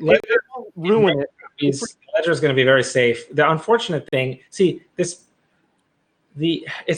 kind of like, imagine if Bank of America, if you open a checking account at Bank of America, and what Bank of America decides to do is every week they literally send you in the mail just a copy of every single transaction that everyone at Bank of America made to anyone else, whether or not they have anything to do with you. So you don't just get your monthly statement, and you can't go paperless. This stuff is just filling your apartment building with just crates of just documents that have nothing to do with you. You're a third party to these transactions. Alice paying Bob. Is this an analogy for a block? Sorry? Is this the analogy for a block? Yeah, right. This, like, the every time a block is found, a new chunk of stuff. So every single transaction that full node has on your hard drive, every single Bitcoin transaction ever made. And that is annoying. Yeah. That's not free. If that were free, then this would be fine. Then we can make infinite blocks. Well, maybe that's not true. Where does the security risk come in? The security risk is more one risk is that fewer people, because no one's forcing you to run a node, so you could just stop. You could just, as I do, I don't even run one because I don't want. Most people don't, by the way. I mean, I think there's 10,000 BTC nodes. Clearly, there's more than, and some of those are multiple nodes to one person. You know what I mean? Yes, it's very difficult to measure, and many businesses run like several nodes of different versions and things. Yeah. I mean, obviously, any exchange that doesn't run like. So, what is my money at risk of with these bigger block sizes? Well, as I said, you need some people to be running the nodes, or you'll never be able to figure out if you've ever been paid. Right, you need somebody to verify these transactions. Yeah, the network needs to exist. So, the sort of the pacemaker analogy, that if they get too big, the node count will drop critically, and as the network gets larger, it may merely become the case, as we see with Ethereum, that it becomes just unbelievably impractical for a random person to run a node, and you have a specialist company that specializes in buying lots of specialist, expensive hardware, and they run the node, and then you just like connect to them like on a website. You go to ethereumnode.com. That's not what it is. It's right, it's called. But you you go and you just ask them, because you just say, look, there's way too much paper. So someone basically starts up a company that says, look, I'm going to take all the Bank of America transactions and I'm going to file them and scan them and put them in like an Excel spreadsheet or something. And then just come over to my apartment and I'll look it up for you. You'll just give me a call and just say, hey, did Vin Armani pay me last Tuesday? And then the person on the other line will look it up and they'll say yes or no. So Hotep, do you have a mobile?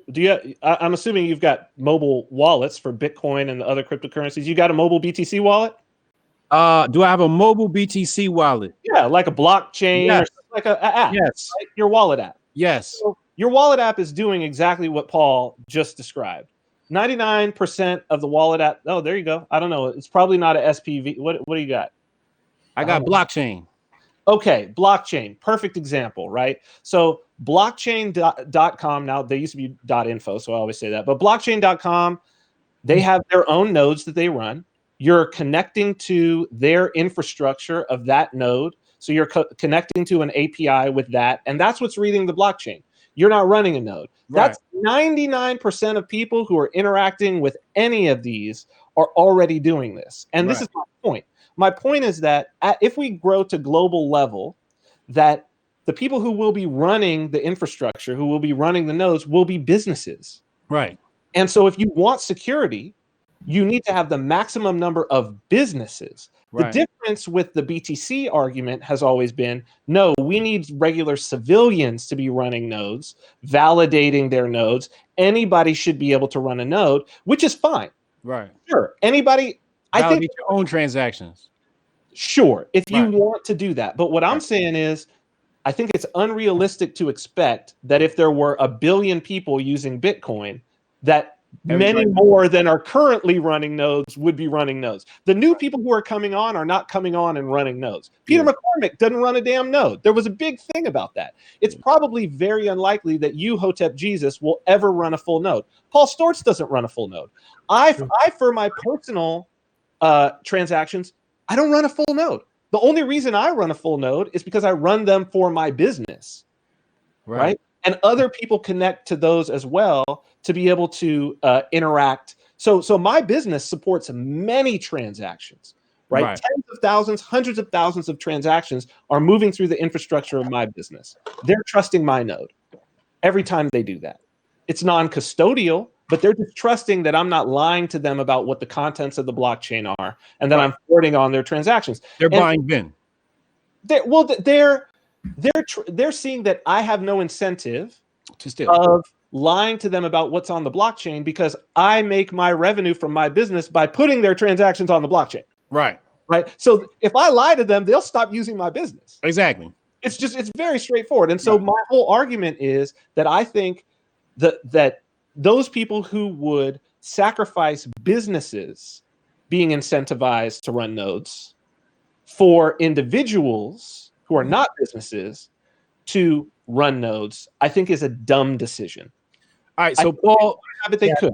There's a lot to say Paul, about jump in here, Paul. Vin, don't cut him off. Let him just go ahead and get his thoughts off. Yes, there's a lot to say. I mean, one, you've returned to this.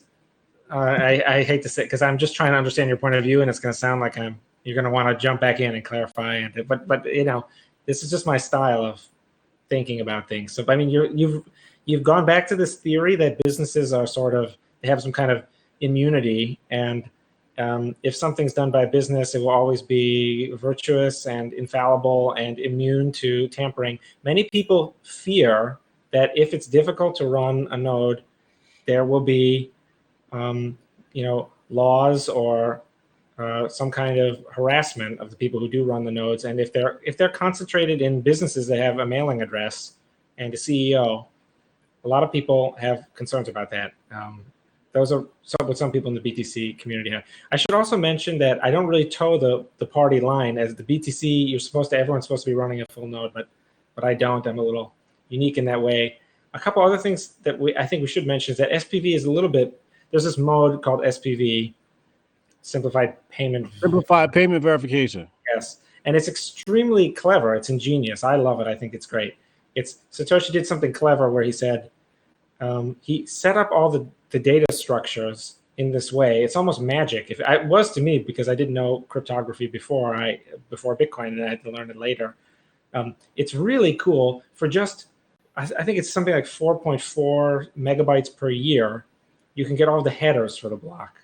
And it turns out the headers will tell you basically whether or not you're missing any block. It's difficult to describe unless someone knows. But it basically shows you that you have the sequence of blocks, even though you don't have the contents. And this costs you almost nothing. And from there, you can do this Merkle branch thing. Technically, the proof is a Merkle branch inside of a Merkle tree. And basically, what this lets you do is for a very small, very small amount of data, show the transactions in a block. So Satoshi set up this mode it's very ingenious, where regular person can basically be lazy 99% of the time and still get like something like 85% of the benefit. So it's extremely clever. You get to do almost no work, and you still get to make sure that the chain exists and that your transaction is in it, which is pretty neat. What's this neutrino they talking about? That is, as I understand it, that's a technical thing, and I can't guarantee anything I'm about to say, but it's something along the lines of a SPV mode where it is shouting out some kind of filter constantly. See, normally you'd have to ask it. You'd have to call up, and the analogy I used before, you have to call up your friend and say, did Vin Armani, he says he paid me on Monday. Is that true or not? And you can look it up and you can say, oh, yes, he did. But with this, the guy running that node, he would kind of be able to post some kind of thing some kind of filter he'd broadcast out some little, he put like a staple up a little piece of paper or something, and it would be very small, and you would be able to take your transaction plus his paper and do some kind of math and see if your transaction was in the block without interacting with him. So it's superior privacy. That's what I remember from it. I apologize. I know that whoever designed that is cringing at whatever I just turned that the explanation into. But I think the key difference is that you don't have to interact with the person and call them up and ask them specifically, so there's more privacy. I think that was the key thing. There may have been many more important things.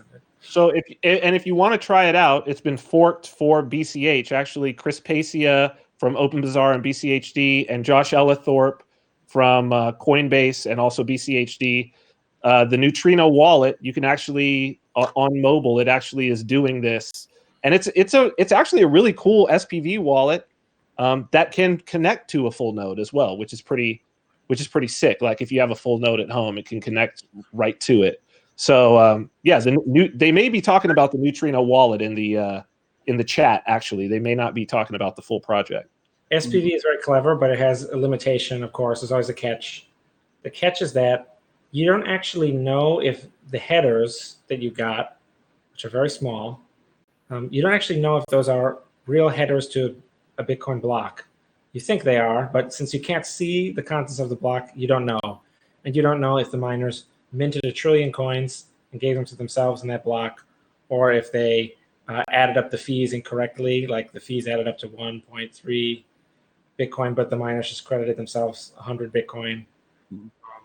Or the blocks could contain transactions, like it could, in SPV world, a miner or the mining process even, so just all the miners could put in an invalid transaction. It's basically a check written from Vin to me that's not good, but it could be in the block anyway, and only the full nodes would know that it was an invalid check. So then when I call you up on the phone, or whoever's running the service, they would tell me that, yes, here's a check, Vin paid Paul, but actually only the full nodes would know that that check is bad, and in fact all the blocks are also invalid. And so it's very, SPV is extremely clever. I wrote a giant 46-page thing about fraud proofs, which are the missing ingredient to make SPV as secure as full nodes, but it's 46 pages, and it's insane. It's just truly insane nonsense, full of crazy economics and just the weird ceremonies you have to do. You basically have to do it inside of Lightning payment channel for it to even work. So it weirdly requires Lightning to get the fraud proofs for this SPV scheme that I dreamed up. But yeah, SPV is very clever. But without some people running nodes, the network is dead. So we've already established that's like the bookend.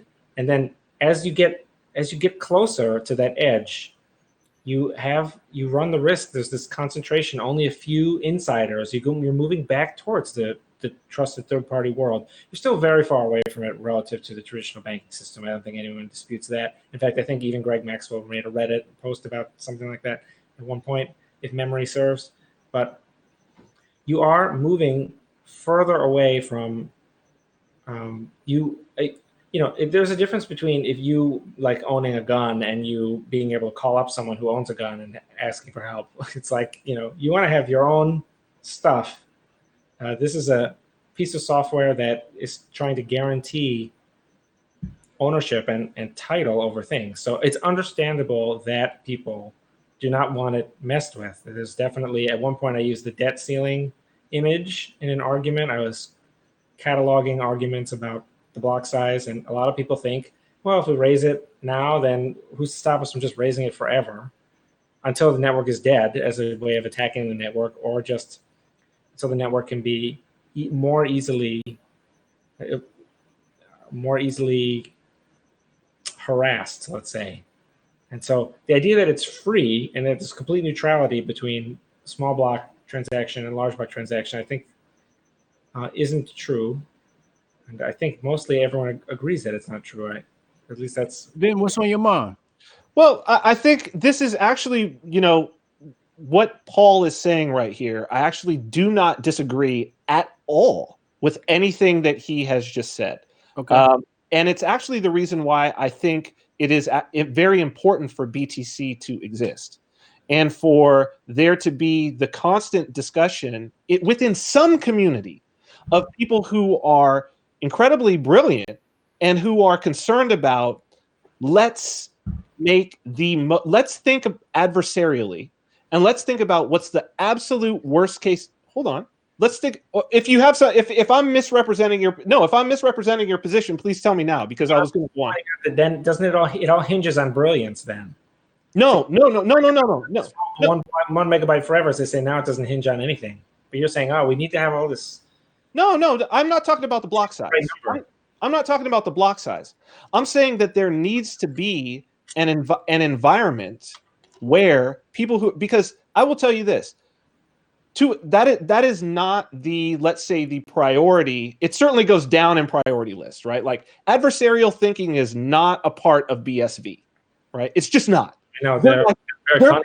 They're all over the map. They're just they're everywhere. They're like, we'll love this because it makes the drug trade impossible. Yeah, their approach is very much like, and they said this many times, let's try to break it. Like, let's try to break the network, and that'll make the network better, even though they have nobody to fix what they've broken. And then it kind of goes down, and it's like BCH says, look, we want to be peer-to-peer cash for the world. We've got a vision of how that's going to happen. We don't expect, if we go all this way, that there are going to be certain things that the average Joe doesn't care about at all. He just wants to know that his money is, that he's not going to lose his money. So that's basically where BCH is like, you know what? We've got some room. But in BTC, and this is why I think that it's actually very important that, and why I would say that there needs to be competition and there needs to be the ability to fork away and have different roadmaps and different visions, is that I think there's incredible value within BTC for the preference to be, look, let's look at every possible security eventuality. Let's really drill into the things that we're doing here, and let's see if we can make this thing as secure as possible at all times, in the off chance, right? Because what does happen, as Paul is saying, right? Like, what does happen if all the governments all of a sudden turn, and all of a sudden now it's illegal to run your own node or to use Bitcoin or any of these things? It's going to be, it's sort of like creating a bunker, right? And stocking it full of food and saying, look, what if this war comes? What if a famine comes? That's the person that survives. And honestly, I have to concede to Paul that absolutely, if the US government right now decided that they were going to outlaw Bitcoin and all of the Western nations followed suit, if they were throwing people in jail who were running full nodes, all of that, BCH is done. Done. Because the roadmap is not built with that eventuality looking forward. The roadmap is built to say, we've got time to build this up. And if we get to a point where it's built up, we'll be able to affect legislative things. We'll be able to buy politicians. We'll be able to lobby. All of these things. That's the view of the future and the hope. But I absolutely agree. I don't agree with anything that disagree with anything that Paul has just said. There are vulnerabilities to be found if you go looking for them, and they are aplenty in Bitcoin at the moment. And I think that people should be thinking about them in BTC, and like Paul has been doing for years, coming up with possible solutions. Okay, but I do want to push back on one thing that you did say, though, which is that it's kind of often cast as though it's like, will some event happen or not? Like, will all the governments be upset at Bitcoin or not? As though it's a kind of rolling a 5 on a dice or something. But I don't really think that that is an accurate explanation of what's going on. I mean, Al Capone once said, you can get more of what you want in life with a kind word and a gun than you can with just a kind word, right? It's like the ability to go into the bunker is kind of like, that makes it so that you will never have to use it, because people know you've got that ace up your sleeve, and if anything goes wrong, you're going to be in that bunker. And so they're like, well, what are we going to do? They've got a bunker. So it changes the interaction. Which types of behaviors are possible? When that changes, the behavior also changes. So it's very different when if whether or not certain groups of people can or can't do something, that is what determines whether or not they'll do it. It's not like it's just some random thing. All the governments just decided they hate Bitcoin today, and it's not like will it rain tomorrow? I 100% agree, and that's why I said to start it out. It's why I believe that BTC is incredibly valuable and should exist. It's for the exact reason that you said, because there is a bunker, actually changes the entire landscape of what governments have to think about, right? So in some ways, BCH is able to experiment in the way that we are because BTC exists in the way that it does. And it's right. And it's so, but again, for me, as an entrepreneur, what I'm most interested in building on, and it's one of the reasons why I think that the acrimony between the chains is kind of silly, because BTC doing what they're doing, in my opinion, only benefits BCH. I don't fall in with the maximalist idea that somehow, and I don't think that BCH is hurting BTC. I actually think that BCH existing is helpful for BTC because it's yet another experiment going out there of another different species of Bitcoin. And I think what BSV is doing as well is helpful for both of the other chains. But it's the communities of us. You know, I have a preference, you have a preference, and I want to, it's like sports teams. I want to say that my sports team is the best, and we might even fight in the stands because you're cheering for your team. But at the end of the day, thank God that team is there for my team to play, because otherwise we'd have nobody to play. Well, yeah, Jack Dorsey wouldn't have a big drama machine, but I don't think, a team it's very symmetric. You're really married to this point that whatever the entrepreneurs will automatically succeed. I don't think that's the case. No, that's not my point, Paul. Eliminating the corporate tax would help entrepreneurs succeed, but that's not happening anytime soon, right? So, as an entrepreneur, I know that the majority of businesses started will fail. But I don't believe that anything an entrepreneur does succeeds. That's a complete mischaracterization. No, that's not what I was saying. I'm saying you're saying anything that is good for entrepreneurship will thrive. No, what I said is, if you're looking to bet on an economy, a smart bet is to bet on an economy that is geared toward promoting entrepreneurship. So, and that's just, I don't think that that's like I don't know why that would be controversial. Like that a free market environment like a Hong Kong would have a more robust economy than North Korea seems self-evident to me. I mean, yeah, Hong Kong until 2019. But right, and that proves the point, right? It proves the point that if I'm going to bet on an economy, go ahead. You draw a straight line from good for entrepreneurs, low fees, BCH, but the line doesn't go to BSV, it doesn't go to custodial wallets, it doesn't go to layer 2. Yeah, it may go to layer 2 in the future. It's a big. It doesn't for me. It doesn't for me. It doesn't for me, is what I'm saying. It doesn't for me. But it obviously does for other people, because other people are making other decisions, right? So it's like, I don't expect everyone to make the same decision that I'm making.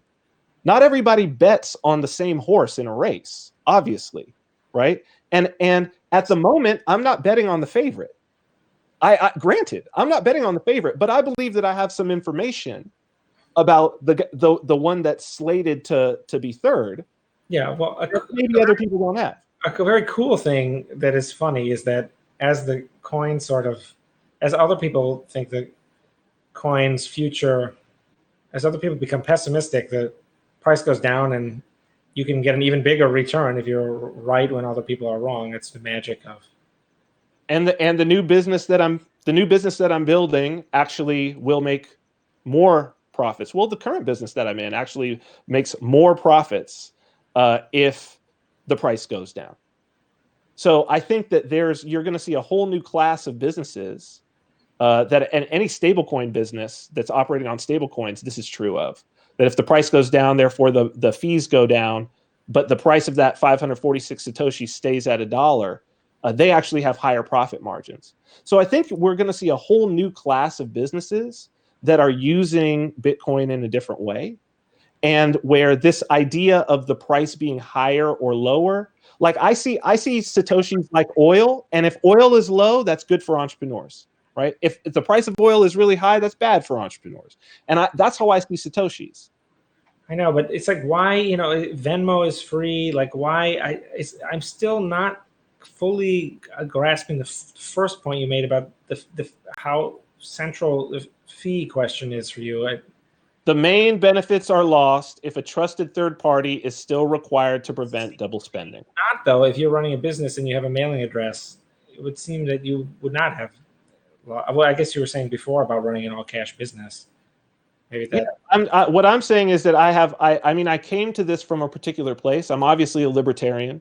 I obviously want people know my history in that regard. I come to this from an ideological bent. I want people to have more financial sovereignty, and I want to participate in giving that to them. And I think that moving from out of the banking system is going to be beneficial, not just to myself and not just to my family and children, but to the entire world. I think that it's preferable. And it's worth it for me. It makes it worth it for me to wake up in the morning and work on a project that I wouldn't if I was waking up and working for Wells Fargo. Well, I can certainly understand that. But you're not concerned at all about any of this other stuff, BSV having even lower fees. I know you contest, but I'm not concerned about BSV.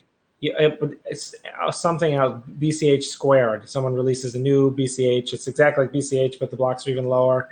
Yeah, I'll deal with it. I'll deal with it then. I can only deal with the landscape that exists. Okay, but you have some expectations about the future. I mean, that's what this whole conversation is. I think there will be many more forks. I think we have not seen the last of the forks. I think there will be many more, and I think at every time I'll have to make a decision for myself and my business. Yeah, well, a lot of people. But with BTC, you're not worried about any layer 2 coming along one day that just brings the fee. Why would I be worried? I'll just build on top of it. Why would I be worried? I'll build on top of it. The conversation is about whether or not we should be pessimistic about BCH or not. And wouldn't that spell, if not doom, extreme problems for BCH if something else, a different fork or BTC layer 2? I just build my business on top of it as well, and it doesn't have to be either or. I can build both. I can have my business on top of that one for you. But what about this conversation is supposed to be about BCH, as I understand it, or BCH relative to BTC. I mean, I think it is. And what I'm saying is that you can't build profitable businesses at this moment on top of on-chain BTC. Now, it may very well be, and certainly you agree with that. I don't know if I guess I would agree with it too. I think a lot of people. The type of businesses that I'm building, right? The particular type of businesses that I'm building, which it sounds like is the same type of business that Hotep Jesus is dealing with, where you're taking a fee on every transaction, right? This is what I believe is needed and what is the natural business that should be in this space right now, right? Facilitating more people coming on board, making more transactions, and you're going to take a fee for so doing. And the higher the miner fees are, the lower your profit margins if you're in that business. That's just self-evident. It's straight up, right? And so for me, I can't build on BTC, right? And I've tried. We've got an implementation on BTC. Why can't you build on BTC? Because the amount that we basically can't take a fee. We already take very small fees per transaction, right? We take like you're saying the network is eating into the profit margins? Yeah, we simply couldn't. We can't charge additional money, on top of already somebody paying 30 cents. We can't charge them another 2 cents in the same way that we can charge them 2 cents on top of zero, right? They're like, oh, I could pay 2 cents, no problem, right? The market will hold 2 cents. Right. And even if it'll hold 30 cents, theoretically, could we maybe charge them 20 cents, 10 cents, right? And so I think that this, from an entrepreneur looking at this, is like, well, I'm going to go to the place that's cheaper, even if it's got a little less, because it's not just your revenue, it's also your expenses. You've repeated this point. I get what you're saying. It makes a lot of sense, and I understand why an individual who wants to do something with crypto, they would be away from BTC layer 1, and they would move towards BCH. I can fully understand that, but I really think that what I'm trying to talk about is a slightly different thing. It's like, when the dust clears, is there really going to be a place for BCH in the future? Is there going to be a moment when everyone flocks to BCH because it has some permanent, inimitable quality that everyone knows to be better, and everyone switches to at the same time? Hold on. Do you believe a logic that says, like, whatever is good for Vin Armani's business, that equals the coin will succeed? And it's like, what it does is this: whatever is good for Vin Armani's business, there's a pretty good chance that my business isn't the only one that it's good for. Right. That's what I'm going off of, right? So, like, if I've got to say whatever's good for a whole class of businesses or whole family of businesses, that's fine. But that doesn't necessarily mean that that is the only, or that is the path to success. Well, not even. It's about making a bet, right? If I'm going to make a bet, I've got really, though. Your bet is just that it's better today. It's cheaper today, right? If I'm understanding you. Paul, is it going to be cheaper in the future still? I think BTC will flesh out several layer 2s. I just gave the one simple BCH. Is BCH still going to be cheap? Yeah, I think BCH will also. I think that's the point I was trying to make in the opening remarks, is that I actually think they'll all end up being very similar. We hop into super chats real fast. Different. We got Zenda. He said, "I'll just take it all. Everyone will take whatever works." We got Zenda. He sent in a 25 RON. I don't know what RON is. Somebody can help me out with that currency. Can an attacker do a 10 block reorg and create a permanent split of the network in BCH because of checkpoints? Yeah, I think I don't actually understand. I'm not. From what I've heard, the answer to that question is yes. Can they do a 10 block reorg and create a permanent split? Well, that would be a hard fork. I mean, of course, anyone can hard fork. No, this is different than that. This is what was installed. I remember your video, in fact, the hash war. You gave advice about BCH BSV, and I'm possibly in reaction to the video, for all I know. BCH intentionally said that they kind of put it's hard to describe. They put like a kind of wedge, and they say, if the reorgs are less than 10 blocks, we crush them. But if they're more than 10 blocks, the whole network splits open, and it makes an attack for 10 blocks much worse, but it makes the other attacks ignorable because there was concern about. So there was this weird meme floating around that Calvin Ayre would use billions of dollars to harass the BCH network. This is what I remember. I haven't looked into this at all, but from what I heard, I think the mechanism is a little bit different there. So these checkpoints have existed. Satoshi put in some checkpoints. There was a checkpoint at the hard fork. Basically, what it says is it says that in order for this chain to be valid, it must include this block hash. So it must include this block hash basically in this place in order to be valid. So but I think that this is something different. This is something that was added specifically. That it's a rolling checkpoint. Yeah. Yeah, but this is very different in character than going back 100,000 blocks and saying, well, you really don't need to validate before this because that was 2 years ago, and so we only need to validate. Anyone who goes back more than 10 blocks. Going back more than 10 blocks is possible. That could be done. Absolutely, but if they do, going back 2 years is really not possible. If they go back more than 10 blocks, what will happen is that all of the nodes that are running the current ABC software will not recognize their and so that is a hard fork. That becomes a hard fork. Well, there's actually I wrote a whole blog post on how the terminology behind the hard fork is okay. It's equivalent. Let's call it the equivalent of a hard fork. It's a permanent split because older nodes, if you're asleep, your computer's asleep. Yes. Turn it back on, and it tries to figure out what's going on. It won't know which came first chronologically because they have the same timestamps. Yes. The attacker will put in. Now let's talk about why that's. Now let's talk about why from an economic. Now you don't know which one is real, and you have to wait and try to receive money on both, or you have to do some kind of thing. From an economic incentive standpoint, why that?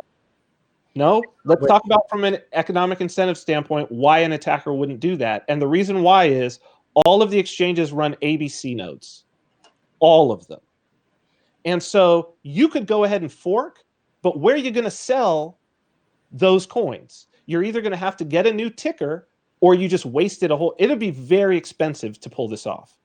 So maybe you, for a little while, you fooled some of these people whose nodes were asleep until they switch over to ABC software and then they resync with the network. But you're not going to be able to sell your coins to anybody. No wallet's going to support it and pick it up because all of the wallets for the major wallets are all connecting to ABC nodes.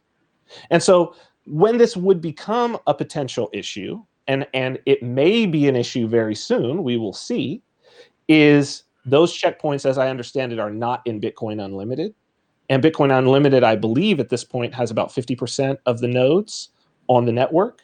So in theory, if Bitcoin Unlimited could get exchanges, at least some of them, to start running Bitcoin Unlimited nodes, and an attacker went in and did this reorg, ABC could be completely, as I understand it, and someone could probably will correct me on this, but as I understand it, that would be a viable attack to basically remove ABC nodes from the network, at least for a period of time until some change could be made. So that is a security risk if, but only if, exchanges start running Bitcoin Unlimited nodes. Until that time, there's no economic incentive for anybody to do what was just described. It's technically possible. I agree that the attack only works. You're protected against the attack if you're online all the time and connected to many people, or ideally everyone. So then the attack will not work on you. But as I said, if people who are offline, the attack will work on them. They'll wake up and they won't know which of the two actually came first. They could ask the exchange. I can imagine in my head, I put my little game theory hat, I can always say, look, what if 7 of the 8 major exchanges, they all secretly meet and they say, well, we're running this and we're going to switch over and we're going to scam this one exchange out. That would be very funny. But could happen. Yeah, it could happen. But as Satoshi says in the incentive section, right? Bitcoin is secured by economic incentives. There's a lot of technical attacks that can be done that haven't been done because there's no economic incentive to do that. There would be one in that one. The 7, if you take some big N exchanges and N-1, you could have they could have a cut, and they could say, look, we're all gonna pile on Kraken and destroy it or something. Sure. And they could say, what we're gonna do is we'll split the proceeds and we're gonna switch over which chain is valid after we dump everything on Kraken on the attacker chain. We're gonna make that one real, and then Kraken will have to tell everyone, hey, we have the real ones. Meanwhile, they can include every single, in their attacker chain, they can include every transaction that was in the original chain, so regular users will be totally indifferent. So that is a case where I think there might be... And I believe this is going to happen in the future. Like 30 seconds, so maybe this is going to happen in the future of Bitcoin. Exchanges are going to learn how to attack one another. It's a given. Right? If there's an opportunity, as the economy grows, we're going to see all kinds of these things. And that's one of the things that makes Bitcoin so interesting, is that what Paul is describing will happen in one form or another at some point in the future. If Bitcoin gets big enough, of course, believe me, if GM could attack Chrysler, they would do it. You understand what I'm saying? Like if Bank of America could attack HSBC, they would do it. It's just the problem is that the questioner was trying to express a certain sentiment, I think, and that was what they were trying to say, that can't this weird thing happen as a result. Yes. I think absolutely yes. There's a lot of things that can. Satoshi says it right in the white paper. A 51% attack can happen. No, but this rolling 10 block checkpoint thing is neither in the white paper nor in any. But it doesn't happen for the same reasons, which is economic incentives. When the economic incentives are there, it will happen. I just invented it. Or hate, like as much as I hate Calvin Ayer, if I had the money, I'd put him out of business ASAP. We got Matt Aaron. He said, deep impact of the $50. Debate the impact of the $50 BTC fees in December 2018. I thought they mean 2017. Probably means 2017. Yeah. But yeah, I think, well, there's something interesting about that, which is that I'm not sure that will happen again. I have a very different view from most people. A lot of people think it's inevitable that will happen again. Why did it happen? I agree with Paul. On that. But I had a kind of different take on it, which is that this is like a time the Bitcoin price was just skyrocketing and everyone wanted in, and they didn't understand exactly what was going on. So they were just like, oh, but the guy next to me is paying $48. I'll pay $49. And this is a kind of weird thing that I think only happened at this bizarre period where people didn't know a lot about how the fees worked. And so they just wanted in and thought they would make FOMO was taking over. They thought they'd be rich if they owned 0.001 Bitcoin. And so they're just piling into this thing and willing to pay whatever it is. As time went on, I think people kind of now understand that they have alternatives for blockchain payment, which would include BCH, but it would also just include everything, Litecoin, Ethereum, whatever.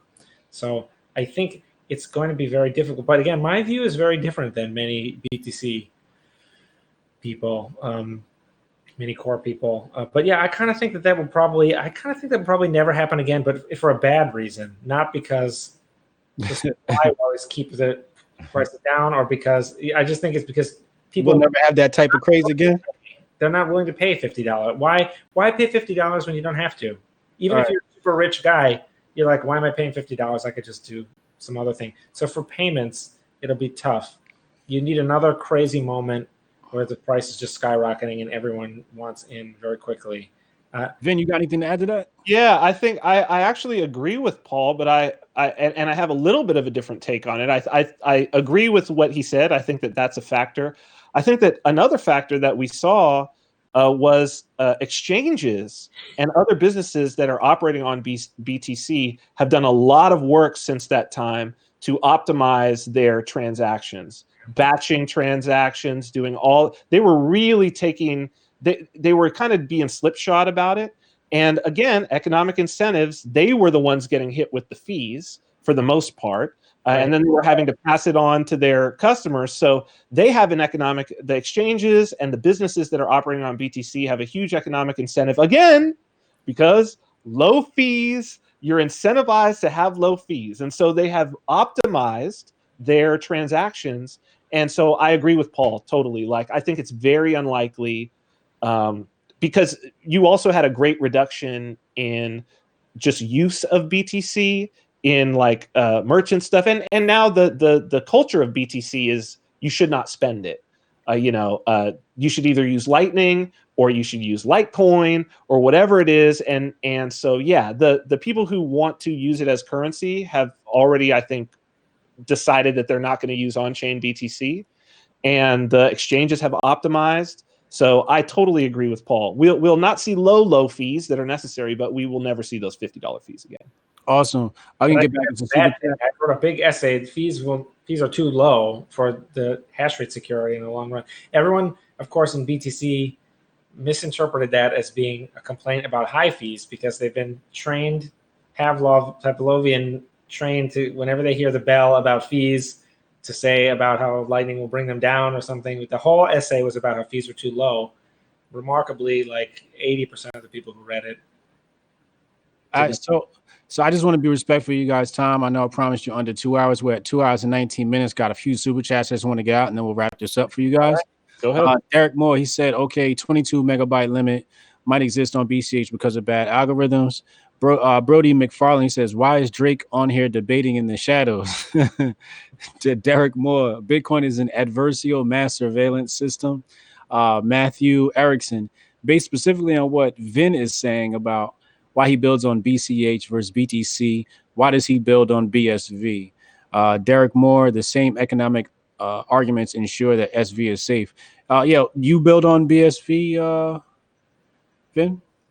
I don't. And the reason that I don't is because I think that the people who are the thought leadership there make very poor decisions. I don't think that they are considering they're actively making their network unstable in search of blocks that are artificially big with transactions that they've been creating themselves, bloating their blockchain. And while I don't believe you should have full blocks, I also don't believe that you should be filling your blocks up that's in an unorganic way with transactions that you have. I think that that's irresponsible towards looking toward the future. And where especially if you want everything to happen on a blockchain, I think that absolutely it's one thing to say, oh, bigger blocks may in the future, if we have the organic traffic, prevent some people from running their own full node. That's very different than saying, well, we're going to make sure that like next year, no one who's an average Joe is going to be able to run their own full node. I think that's a bad move, mainly for the same reason, because it cuts out entrepreneurs who are just trying to bootstrap a business. It makes it they can't run their own nodes. So for the exact same reason, a support of entrepreneurs that I don't build on BTC is the same reason that I don't bet on BSV. Same reason. You got anything to add to that, Paul?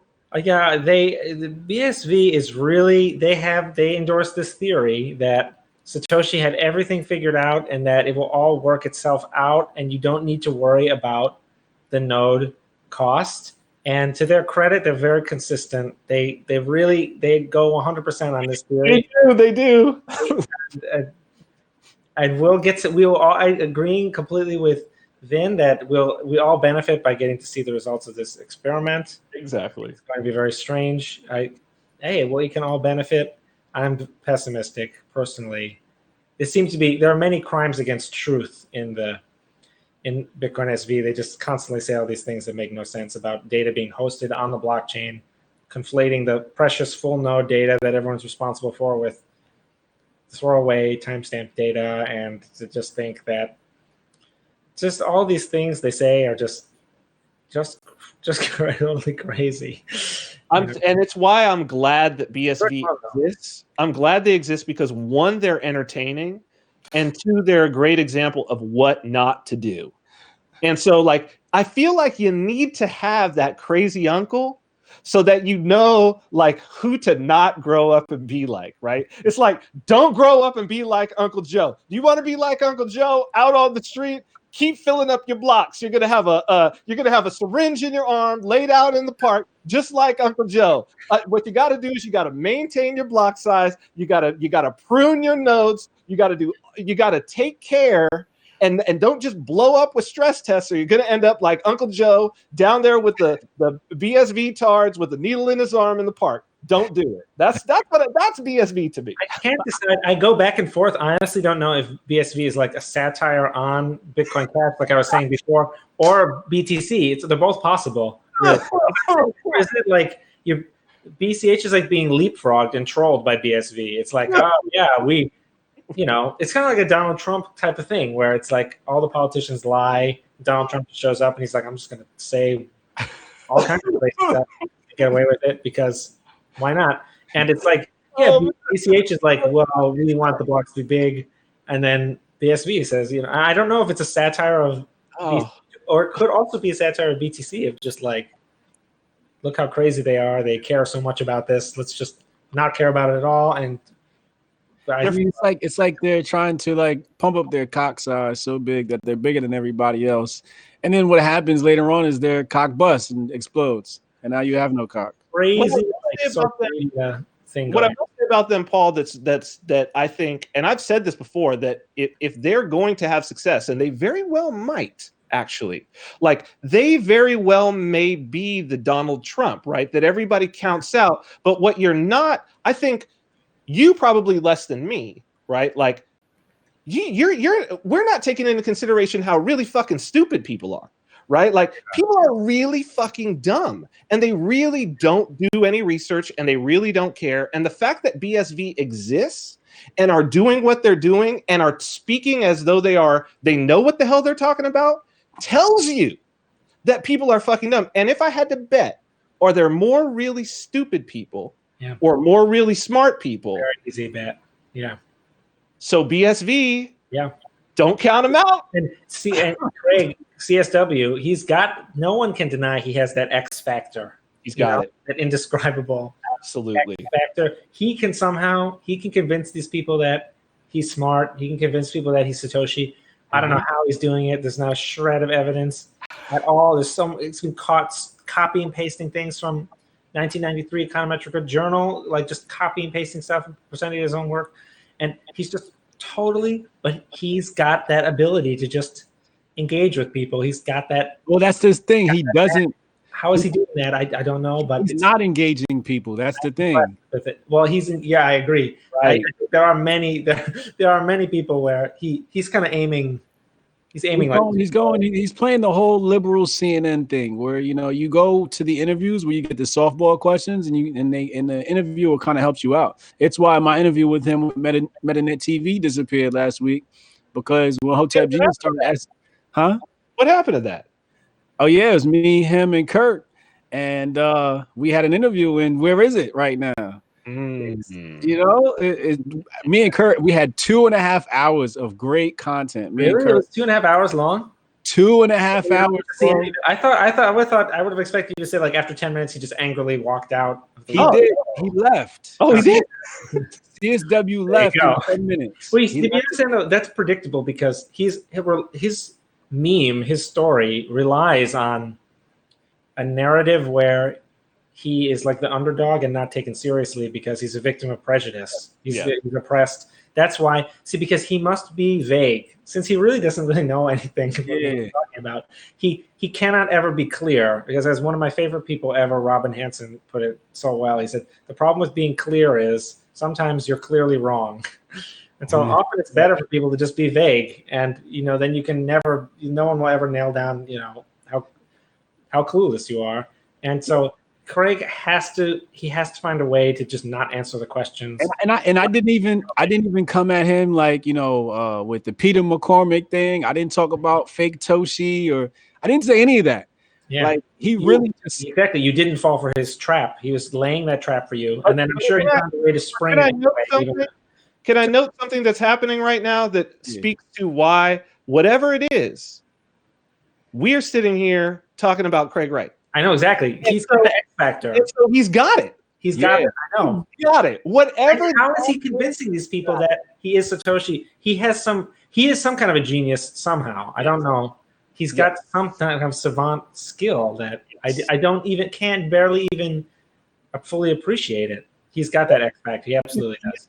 And so Bitcoin takes a little bit of that too, right? Because it's, as Daniel Krawitz likes to say, it's an imaginary good. So it's going to require imagination and people who can speak to imagination and desires and fantasies. It's going to require that, just like any good cult, just like any good religion. And don't count the cults out. You know what I'm saying? Like, don't count out the power of a cult that turns itself into a religion. You go from a crazy dude having a vision in a cave in Arabia to breaking down the walls of Byzantium. You know what I mean? Like, but the cults have a disadvantage. They are more cohesive and insular within their group, and when they attract people, they are very coordinated and they're a good team player. But they must be. It's a requirement that they are less creative because they fear criticism of their ideas and interaction with reality because reality doesn't agree with them. So they cannot be as creative or really even as engaged or as open as normal rational people can be. The normal rational person can improve. The cult is almost always locked in stasis, and it has to maintain that stasis. It's very expensive. You have to do all this weird purging and stuff. So that's why it's important. It's important that we have these 3 Bitcoin cults: BTC, BCH, BSV, because each in our own way. You just described. Yeah. Exactly. No, there are cults. There's definitely a BTC cult. It's very disappointing. There's definitely a BSV cult. I mean, I think if you're going to have a faith-based movement, you better have a cult. And if money isn't faith-based, I don't know what the hell it is. So it's a faith-based movement for the next age of money. I agree. Some cults to start out. I think there's a sense in which if you back the conservative BTC position of we should never hard fork or change anything, then the cult doesn't do as much damage because the stasis is kind of what you already signed up for. And I do think that some people are doing it kind of as a joke. A lot of the Michael Goldstein stuff is almost kind of like, look, this is how dumb the Bitcoin community could be, and yet it still is much more successful than like your company or something. And it's kind of like a taunt. It's kind of a clever sort of, I don't know, performance. All right, so I'm starting to fade, Hotep. How many of these do you have? I'm starting to fade. So we about to put the closing comments in, read these last super chats, and then we're gonna do the closing comments. Go ahead. I got somebody's at my door. Go ahead. All right, let's see. Derek Moy says SV has the most autism, so big a-holes in best tech. There are 20 people alive that understand Bitcoin.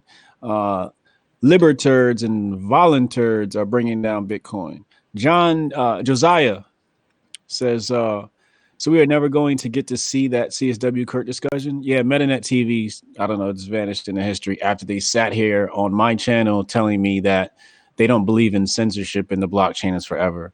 But somehow Hotep Jesus conversation has gone into the oblivion. Because I'd love to hear 2.5 hours of Hotep Jesus and Kurt. Is there no local copy? I don't know what's going on. Holla at MetaNet TV, those communists, and see what's going on. Derek Moore, Scientology's ideal org just opened a lot of buildings. So yeah, let's go into closing comments. We're going to start with Vin and then close out with Paul. I mean, I don't. I am not one to. We're making bets here. We're making predictions on the future, and we're going to invest our time. We're going to invest our energy, and we're betting on where that time and energy should be, just like everybody does every single day. And I do believe that the fork is a beautiful thing. I believe in the free market. I believe that people should have the opportunity to finally be able to choose their financial system. And right now we have 3 that are as viable as they can be with the little bit of actual economic use that is taking place as versus the traditional financial system. And so now is the time for people to be, actually using them. And there's nothing to say that someone can't use all of them, but it's very difficult to build a business on, you're going to have to focus, especially as a startup. You're going to have to decide what your product is and what network you're on. For me, actually having done this now for years, having built on multiple networks, having experienced the communities in these various different networks, having been through 2 splits now, I have to say that I think that the chain that is making the right moves for the future is BCH. Do I think BTC should cease to exist? No. Do I think that there are not some valid criticisms and claims that are being made by BTC? Absolutely not. I think that there are some very valid criticisms and claims, and I think that the people who want to live with that should have every opportunity to do so and to work on BTC. And I mean, I don't think it'll go away. I don't think any of these chains are going away anytime soon. And I think that by the time that we got anything approaching hyper Bitcoinization, I think I probably won't be alive. So for right now, I'm just building in the place that generates the most profit and the community that I feel the most aligned with and the most affinity toward. And that's BCH right now. Awesome. Paul, let's hear it. Okay. Well, I mean, I had a great time. So thanks, Vin. Thanks, Hotep. I mean, it was a lot of fun. It wasn't, I don't know. It wasn't really a blood sport. I liked it a lot. I did think, it's definitely true. I mean, I think we agree that layer 1 fees are lower on BCH, and that I can see how that's more attractive to an entrepreneur today. But that doesn't necessarily lead to something. Just having lower layer 1 fees doesn't necessarily mean, in my opinion, that it's automatically the best blockchain network or the best money, or most likely to ultimately triumph, or in BCH's case, come from, what I see it as behind and then catch up and overtake BTC in terms of popularity. I like that we agreed that the larger blocks do have costs and that it's not completely neutral. And if the blocks get large enough, the network will die. And even if they only get a little bit larger, they are cluttering up your hard drive or cluttering up your apartment with stuff that otherwise you wouldn't be burdened with. And so there is a cost to larger blocks. And so I wish we could have talked a little bit more about the culture, because that is a weird, interesting area of, like, there is definitely a lot to say about that, but the concluding remarks isn't really a good time to say it. But I think that it is an interesting question. Briefly, my take on it, though, is that it's much easier to be welcoming and to make all these compromises and changes when you are the underdog. And then I really think, I tried to make this point in my opening statement as well, once the underdog goes into first place, they're going to think that they deserved this all along, and they're going to be the king, and everyone should have to, kiss the ring and do whatever they say, and then they'll become just as toxic as BTC is now. And I do think this is just an inevitable part of the network succeeding and growing. But we'll still be nice to you, though, Paul. We'll still be nice to you, Paul, just so you know. When we take over, we'll still be nice to you. Okay, good. Thanks. Save me a spot, too. Everything I can get. And you, Hotep. Save me a spot, because I'm over here like, you know what? I'm leveraging my bets. Just one last thing, though. I mean, I do think a lot of, hedging. in my opinion, a lot of what Vin was saying was just, this is what I think is good for my business right now. That, I agree, but is that the whole scope of our BTC versus BCH analysis? I would hope not. And I do hope that, I hope that anyone who's listening gets a better idea of what's going on here, the larger blocks, the risk that they add might be small, but it's real. And you can see why people would complain about why you can't just add more risk to this thing that I bought back when it wasn't like that. And a lot of people buy BTC when the block size was 1 megabyte. Satoshi put that block size limit in himself, and he didn't remove it before he left. That was the status quo. And so that's what a lot of people own, and that's why they don't like hard forking to a larger block size, the BCH hard fork. I don't see it fulfilling the requirements of this collective action problem that I mentioned at the very beginning. It's a very difficult project to beat the status quo. You have to be better. The 2 hurdles were you have to be better, and everyone has to agree that that you're better at like the same time. You have to switch over.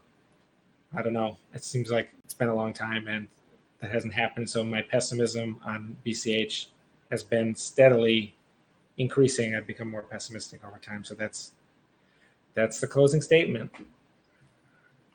Awesome. Great talk, gentlemen. This is I think this is up there with last week's, man.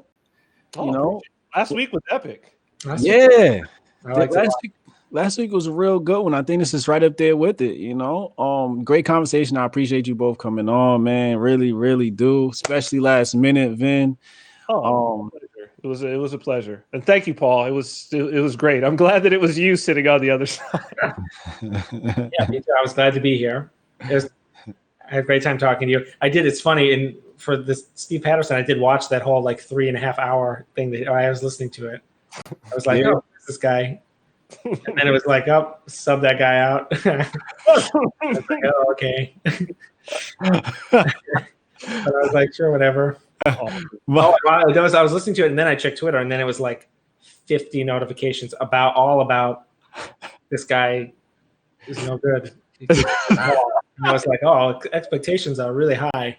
I was like, oh. It was fun. Though I was like looking him up and listening because he really has he doesn't have that much in BTC on YouTube. He just the one Foursquare thing he did with BCH BSV. Anyway, it's been a lot of fun. Thanks. Yeah. Thanks, guys. Thank you for being my professors today. I'm gonna go back through the footage, run my notes again. As you see, I'm getting a little bit smarter every debate. So next year I'm gonna be back to whoop all y'all asses in the debate. Dude, really cool.